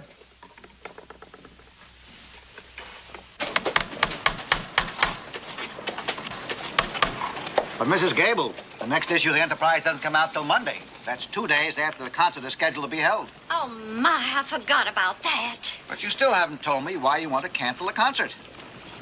Well, isn't that rather obvious? How am I ever going to explain to the ladies of the Virginia City Culture Society that I hadn't known that Thomas Bowers was a... A Negro? Well, that's not exactly what I meant. Isn't it, Mrs. Gable? What did you mean? Oh, Mr. Walker, it's all so embarrassing. Oh, it shouldn't be. But if you cancel the concert, it will be. For all of us. Well, what do you mean? Well, Mrs. Gable, as a self-appointed leader of cultural activities in Virginia City, you should have known all about Thomas Bowers. He's quite famous, you know. He's given concerts all over Europe. Now, it seems to me that if the color of his skin didn't bother Queen Victoria, it shouldn't bother the fair ladies of Virginia City. Queen Victoria? Why, Mr. Walker, are you trying to tell me that Thomas Bowers sang for the Queen? Why not? He's considered to have one of the greatest voices in America. I understand the Queen was very pleased. Thank you, Mr. Walker. You're a most persuasive man.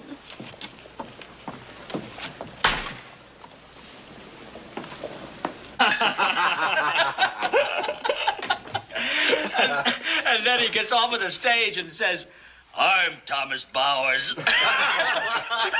You should have seen Mrs. Gable's face. Looked like she was going to take a fit right then and there. Speak of the devil.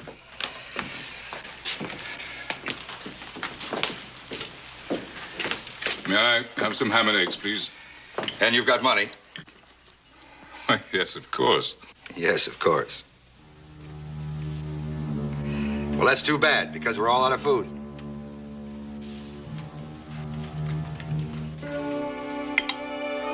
Then perhaps I might have a glass of water. We're all out of water, too.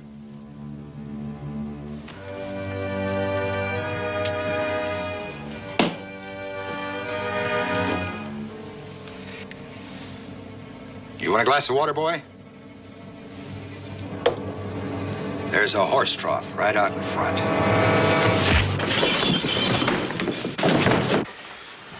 Let him go. Let me have him. Take it easy. I don't think you fellas won't play around anymore. Do you, boys?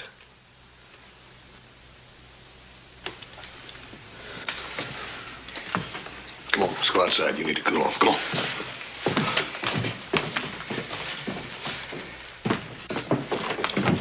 Thank you very much. I guess I wouldn't have stood much of a chance against their odds if you hadn't stepped in. I don't know. You look to me like you can handle yourself pretty good. I wouldn't have figured a singer could hit like that. Well, I guess I was so infuriated I didn't know what was happening. But thank you very much, Mr. Cartwright. Hoss Cartwright. Mr. Cartwright? I wonder if you could tell me whether there's another restaurant in this town. Yeah, there's one over there in the hotel. Pretty good food. No, I'm afraid I wouldn't be welcome there. They've already refused me lodging.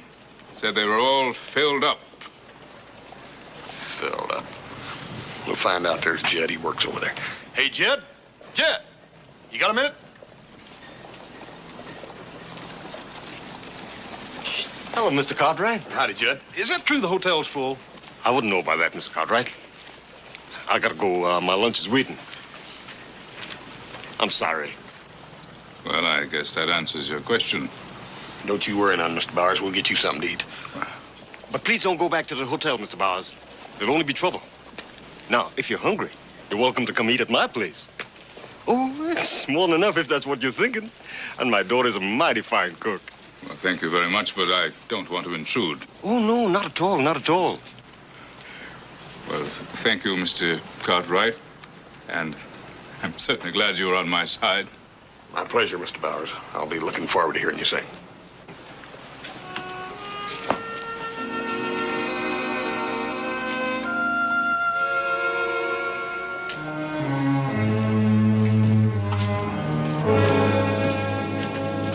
I'll be here next time. And I'll fix him. I'll fix him good and proper. Sure you will. You don't think he's gonna get away with that, do you? I'll teach him his place. He ain't nothing but a smart, loud mouth. Look, Sam, simmer down, will you? And give me another steak, will you? That one's cool. Well, that stuff still isn't gonna get started in this town. You wait and see. I'll fix him. I'll fix him, but good. Carrie. Pa, what took you so long? Oh, Mr. Bowers, this is my daughter, Caroline. How do you do, Miss Caroline? Bowers? Are you Thomas Bowers, the famous singer that everybody's talking about? Well, I don't know about the famous part of it. Oh, but you are. You see, I know all about you. You can talk later, Carrie. Mr. Bowers is hungry. How was your trip from St. Louis, Mr. Bowers? Say, you do know a great deal about me. A few weeks back, I served at a party at Mrs. Gable's. Well, she's the president of... Yes, I've met the lady. Oh. Mr. Bowers, can you really sing in Italian? Caroline, if you don't stop talking and give us something to eat, Mr. Bowers, he ain't gonna be able to sing in any language.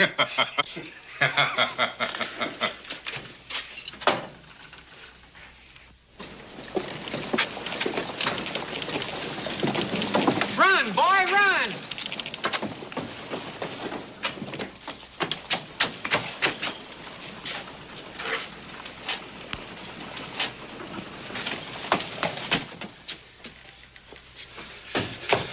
Is Sheriff Coffey in here? You got eyes. You see him any place? The sign on his door said he was out to lunch. I thought he'd be here. I got an important telegram for him. Oh? Well, let's have a look at it, boy. Oh, no, sir. I can't do that. It's official business. Now, if it's official business, the sheriff is duty-bound not to keep it private. You know that. Sheriff, Virginia City. Be on alert for runaway slave. Believed headed Nevada Territory. About 35. Tall, powerfully built, well-spoken. Can be dangerous when aroused. Wanted for murder of overseer. Reward $1,000. G. Williams, Chief of Police, St. Louis, Missouri. Fits your friend pretty close, don't it, Cartwright? Yep. But I reckon it could fit a lot of people. Yeah. Can it?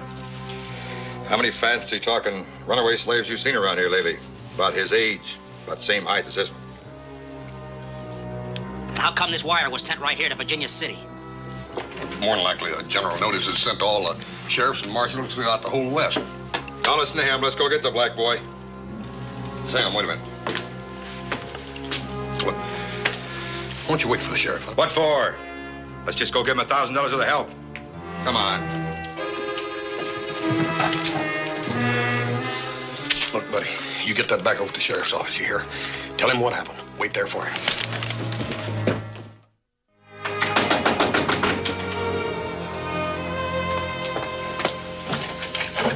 Hello, Mr. Cartwright. Excuse me, ma'am. Mr. Bowers. Sam Kiley and a bunch of the boys are looking for you.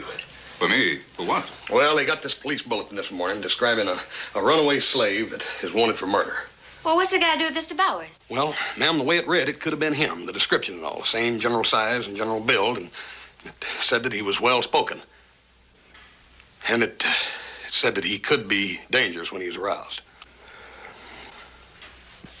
They don't know he's here, do they? Not yet, they don't. He's no runaway slave. Ma'am, they sure want to thank you. Besides, we ain't got time to sit around here talking now. I got my rig outside. Come on. Where'd you plan to take me? To the Ponderosa, to my home. It's all right. You can trust the Cartwrights. They're good people.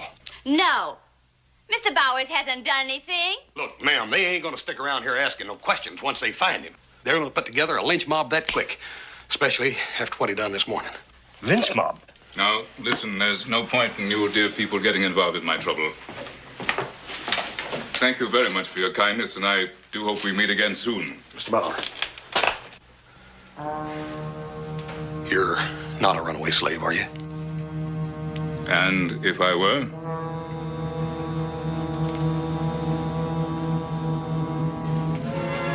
Come on.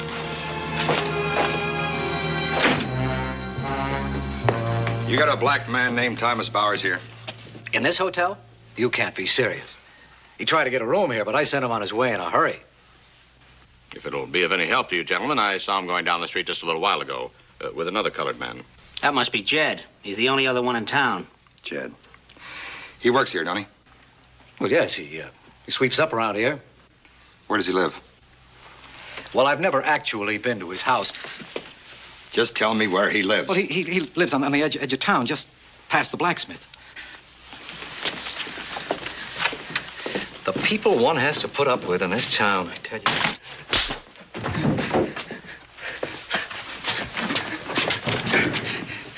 Now, where is he? Let him alone. Somebody shut her up. Do it me anymore, please. Ow! Pa, don't tell Pa. Look, you got about 1 second left before I drive this right through your... All right, I'll tell you. Horse Cartwright came in. Well, come on, spit it out. They went to the Ponderosa. Ponderosa. Ponderosa. Let's go.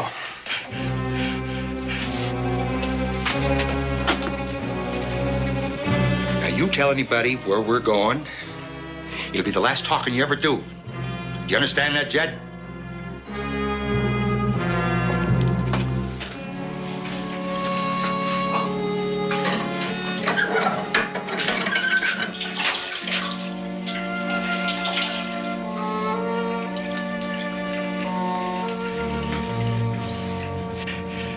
Don't you tell nobody.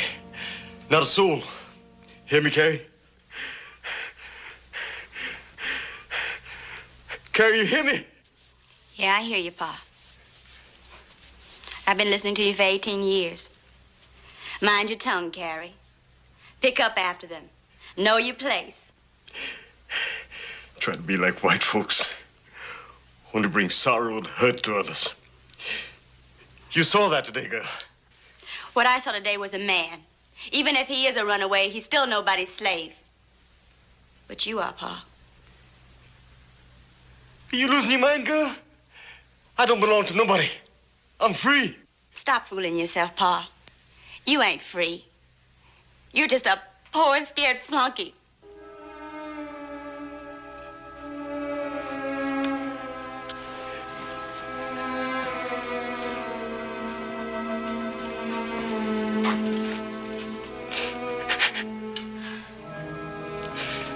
I'm sorry, Pa.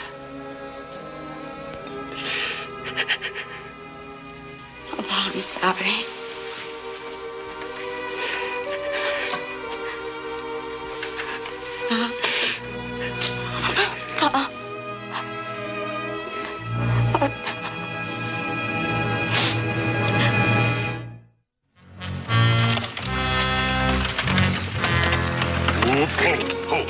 Why are we stopping? Oh, this dang old team's been dragging the last couple of miles. If I don't stop and let them rest a while, we ain't gonna never make it.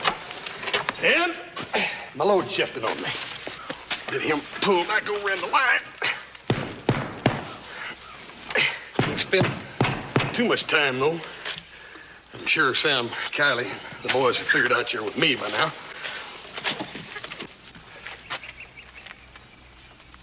Don't worry, I don't carry a gun. I think that since you're risking such a great deal on a total stranger, you ought to have a look at this. I don't need no more proof. Read it, please.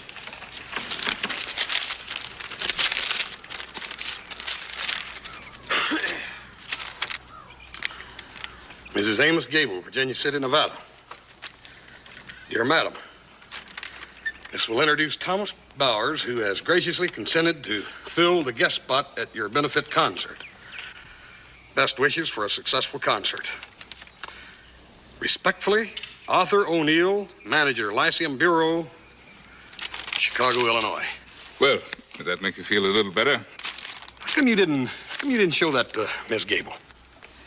She took one look at me, and she was in an awful hurry to go in the opposite direction.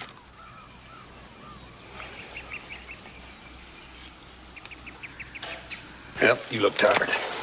You'll be at the house soon, and you can relax. I'd appreciate that. I haven't had a good night's sleep since we left St. Louis. Get up.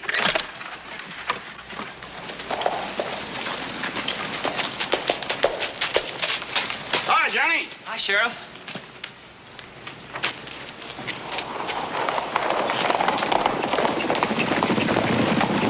Wonder where Sam and his boys are off in such a hurry. I reckon they're after the runaway slave. Runaway slave? What are you talking about, boy? They tell you about it in this. In here? Well, how'd Sam know about this? Did you show it to him? I couldn't help it. I was looking for you, and they grabbed it away from me. Well, all right. What's done is done. I sure would like to know where them hotheads are off to. Give me that thing. Sure. Yeah?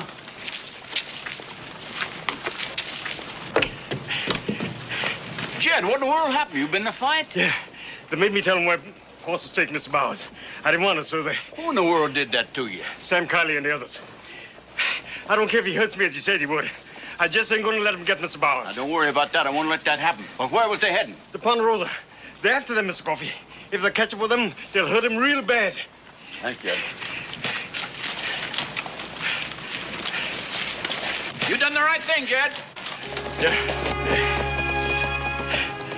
Maybe it's about time I did.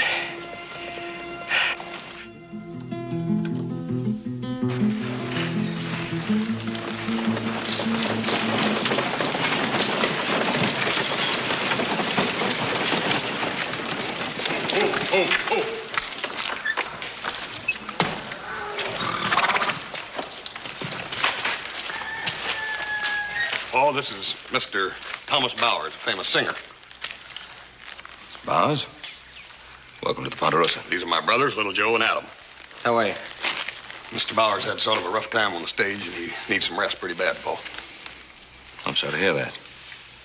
Well, we'll try to make it comfortable, Joe. I'd like to show Mr. Bowers to the guest room. Gentlemen, thank you very much.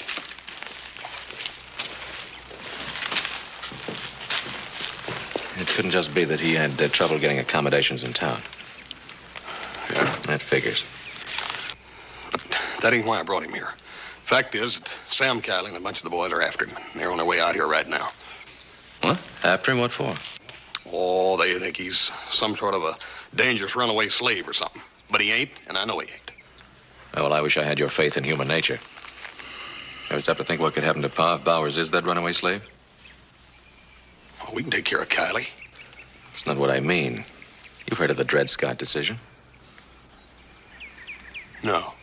Yes, it was just handed down by the Supreme Court.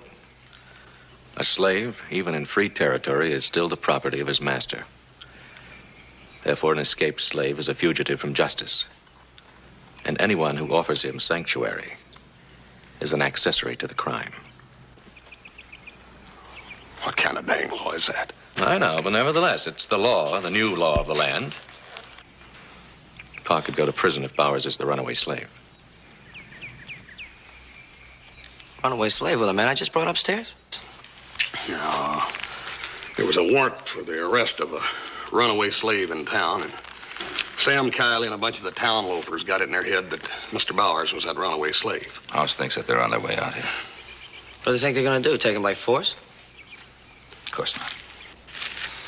Bowers will stay right here until there's positive proof of his identity. A man is innocent till he's proven guilty. That's also a law of the land.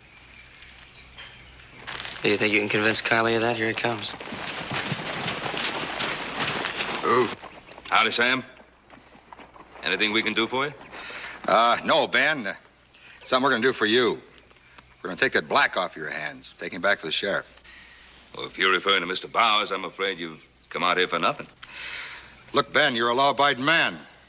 You wouldn't be protecting any runaway slave, would you? Or maybe Hoss didn't tell you who it was that he brung out here this morning.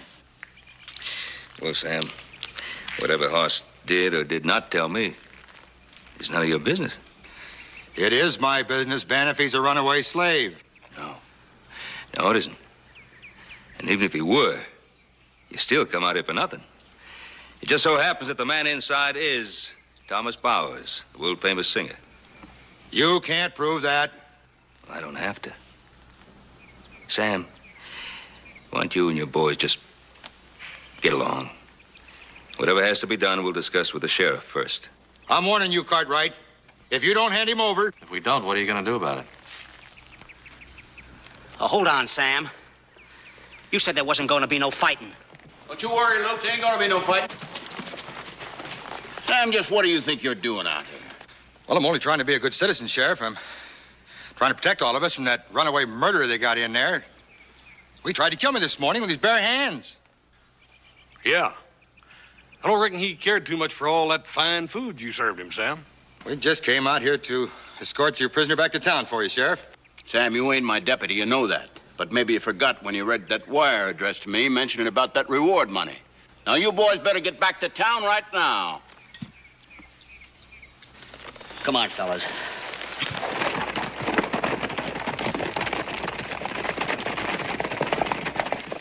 Ben, I got to talk to you about all this. Well, go ahead, Roy. Where's Bowers at? Inside, resting. I'm sorry, but I'm going to have to take him into custody. Now, how come, Roy? You ain't got no proof that he's that slave. Not yet, no. But I saw him in town this morning, and from the description in that wire, I can't say for sure that he ain't the slave, and neither can you. Now, what does that mean? Bowers come here from St. Louis, didn't he? Did he? Yeah.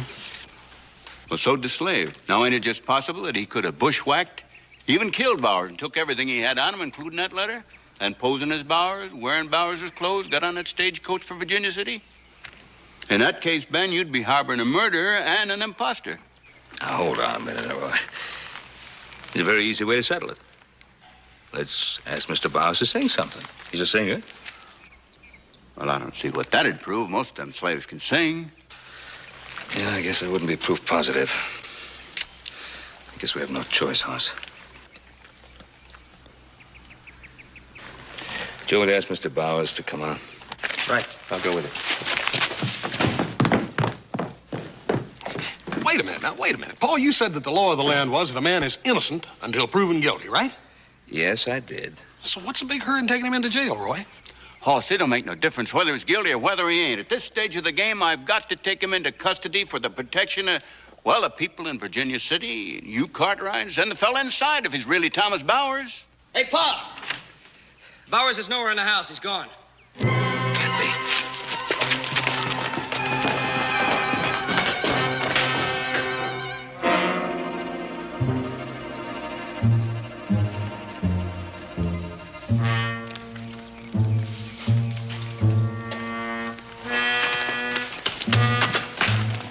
Hold it, mister.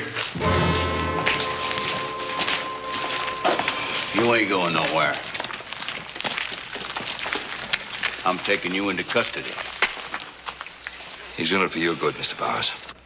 Oh, is he? Now, look, I've been trying to give you the benefit of the doubt. But if you ain't that slave, what are you trying to run off for? Because I've had enough of Virginia City fair play, and because I think I'm the best judge of what's good for me. I can't go along with that. Now, I can stop a man like Sam Kiley from doing something out in the open, but I can't stop him from sneaking around in private, getting people all stirred up. You understand? He's right. He's absolutely right. There's no telling how far a man like Sam Kiley will try to go. Yes, I know. Well, I suppose I don't really have any choice in this matter, do I? Not till I get positive identification. Now, as soon as I get back to town, I'll wire St. Louis for pictures and further information, but that's going to take a few days. Meanwhile, you better come along with me.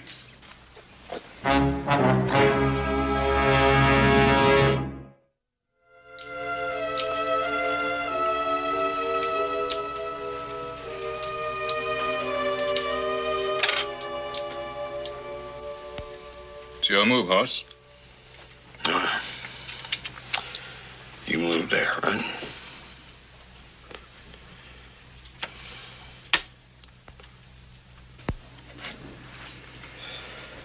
You don't seem to have your mind on the game.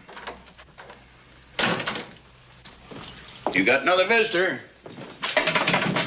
From what I hear about her cooking, she's going to be more than welcome. You'd be more than welcome with or without cooking. How do you do, Miss Caroline? There's enough here for you, too, Mr. Cartwright. Have some. Well, thank you, ma'am. I might just do that. Oh, this is wonderful, wonderful. You will stay and have some with us, won't you? No, I have to get home to Pa. He's waiting for his lunch, too. Oh, yes, I heard what happened to your father. I'm very sorry. Oh, Pa's fine. Better than ever. Well, I'm glad to hear that. Still, I can't help but feel that if I hadn't come here, all of this wouldn't have happened. If you hadn't come here, Mr. Bowers, Pa may never have faced something very important. I hope you enjoy your lunch. Oh, we will. Thank you very much. Bye, Miss Smith. I'll be back later to pick up the dishes, Sheriff. Any old time, Miss Caroline.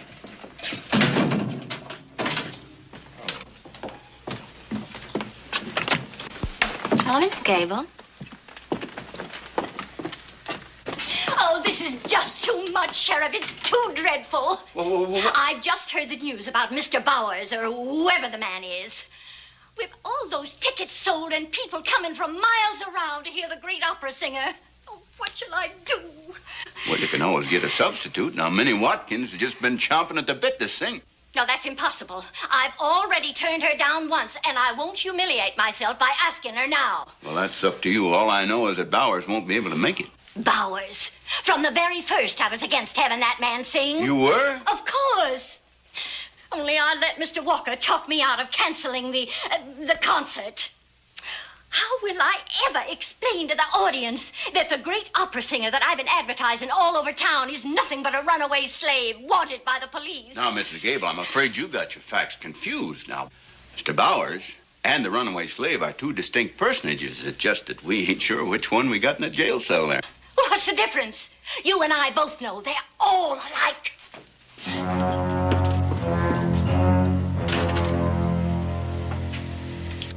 Never mind, horse. I've heard that kind of talk before. Many, many times. Yeah. I reckon if one heard it enough, he'd finally get used to it. No, you never get used to it.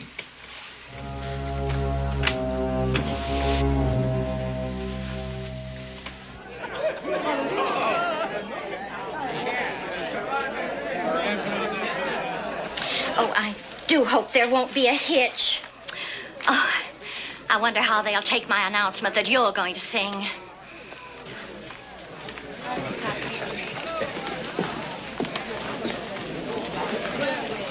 Well, look who's here. Well, look at that. Walking right in here as though they're as good as other folks. Got a lot of gall coming in here. Jed, you got a short memory. You don't frighten me anymore, Mr. Kiley. Maybe you can still hurt me. But you don't frighten me anymore. Maybe we'll see about that some other time, Jed. I am a man of peace. But I ain't running away anymore. Excuse me. Carolyn, Jed, a couple of seats for you. Thank you, Mr. Cartwright.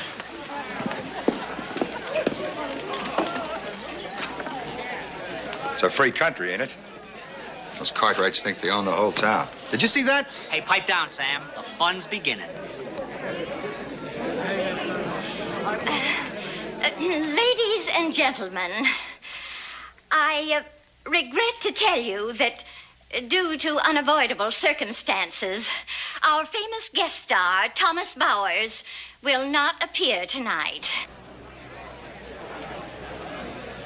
Mrs. Gable, why don't you tell him why he's not going to be here? Because we're being cheated. There ain't no Thomas Bowers. There's just that runaway slave over there in the jail. And you can thank me that he's over there, not free to run around and kill somebody. Yeah, we want our money back. We want our money back. Quiet, please, ladies and gentlemen. Ladies and gentlemen, will you please be quiet? Please. And let's not forget why we're holding this concert. It's for a worthy cause, so that we can buy food and medicine and supplies for an Indian tribe that needs your help, and they need your help this year very badly. You know that.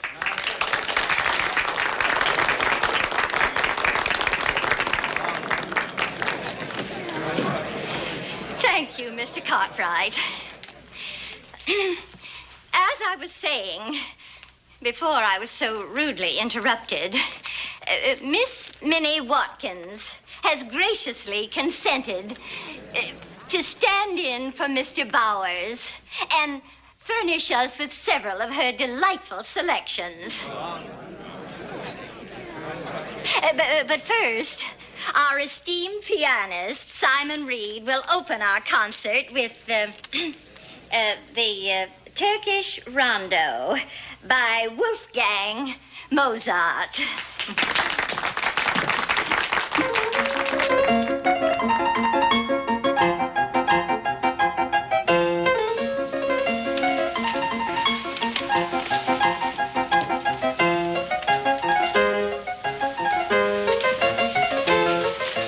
Where's the sheriff?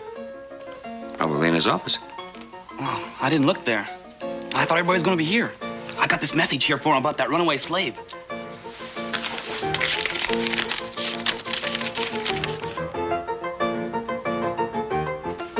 Come on, let's go.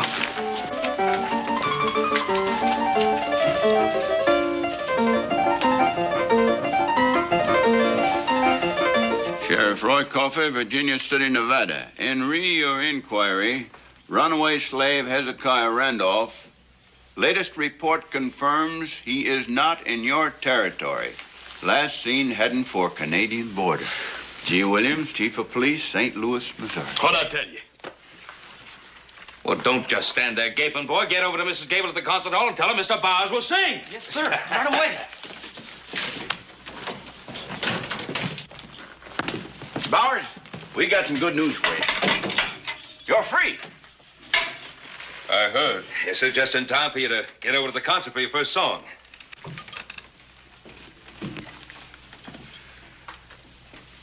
I don't intend to do any singing here. What? Try and put yourself in my place, Mr. Cartwright. Try and imagine yourself being hated, despised for no reason whatever. From the moment I stepped off the stage into this town, I've been treated like something subhuman. An animal. How could you ask me to sing for people like this? Mr. Bowers, a man, a sensitive man like yourself, surely realizes that the Sam Kileys of this world must find someone they can belittle, someone they can make feel subhuman, in order to somehow make themselves feel more important, superior. I'm not worried about the Sam Kileys and that kind. I made up my mind a long time ago not to have anything to do with them. But, Tom, what about all the other folks? I mean, that hall over there is packed plumb full of folks that came just to hear you sing. Don't fool yourself. They came to see a freak, a black man that sings Italian opera. That's better than a dancing bear.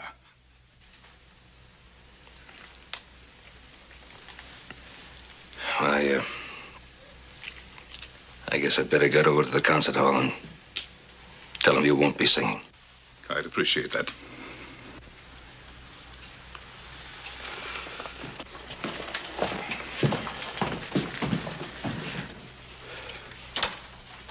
Well, I'm sorry to let you down, Horse.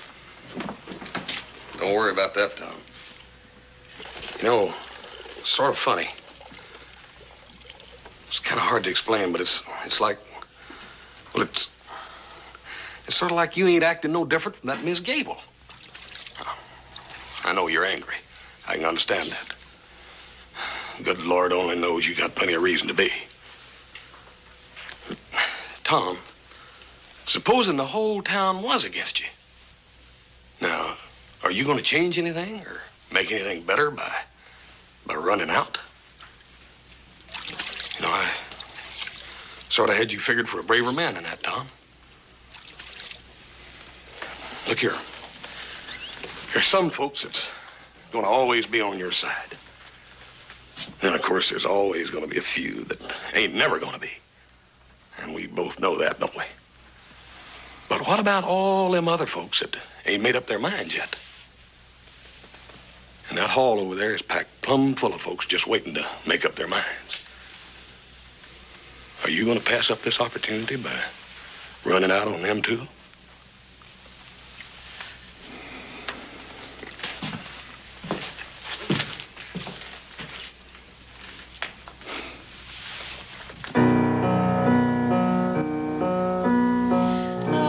Appear to be all my love, my sight, my light, all my life, so beautiful that my heart anxiously is waiting.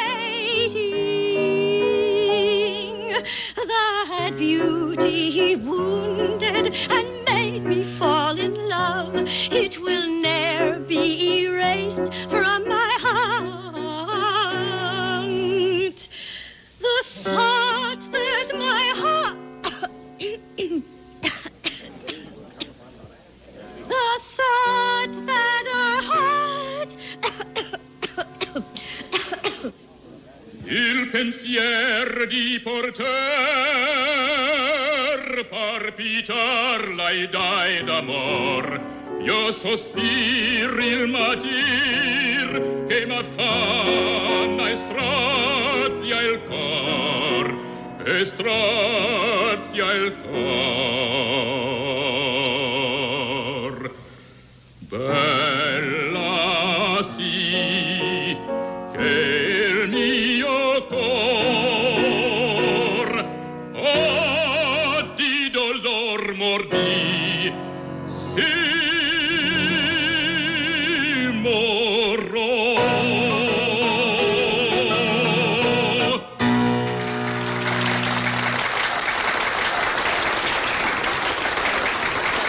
Hey, Sam, I bet you never thought you'd get knocked flat by one of them Opry singers, huh? You got a big mouth. You know that?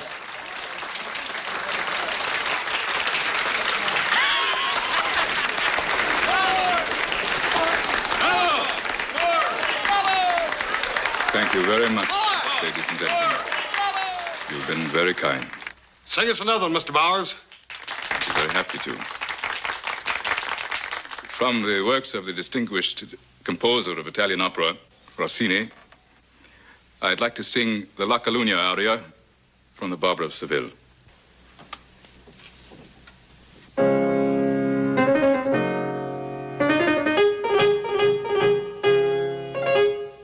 La Calunnia è un venticello, una reta assai gentile, che sensibile e sottile, leggermente, dolcemente,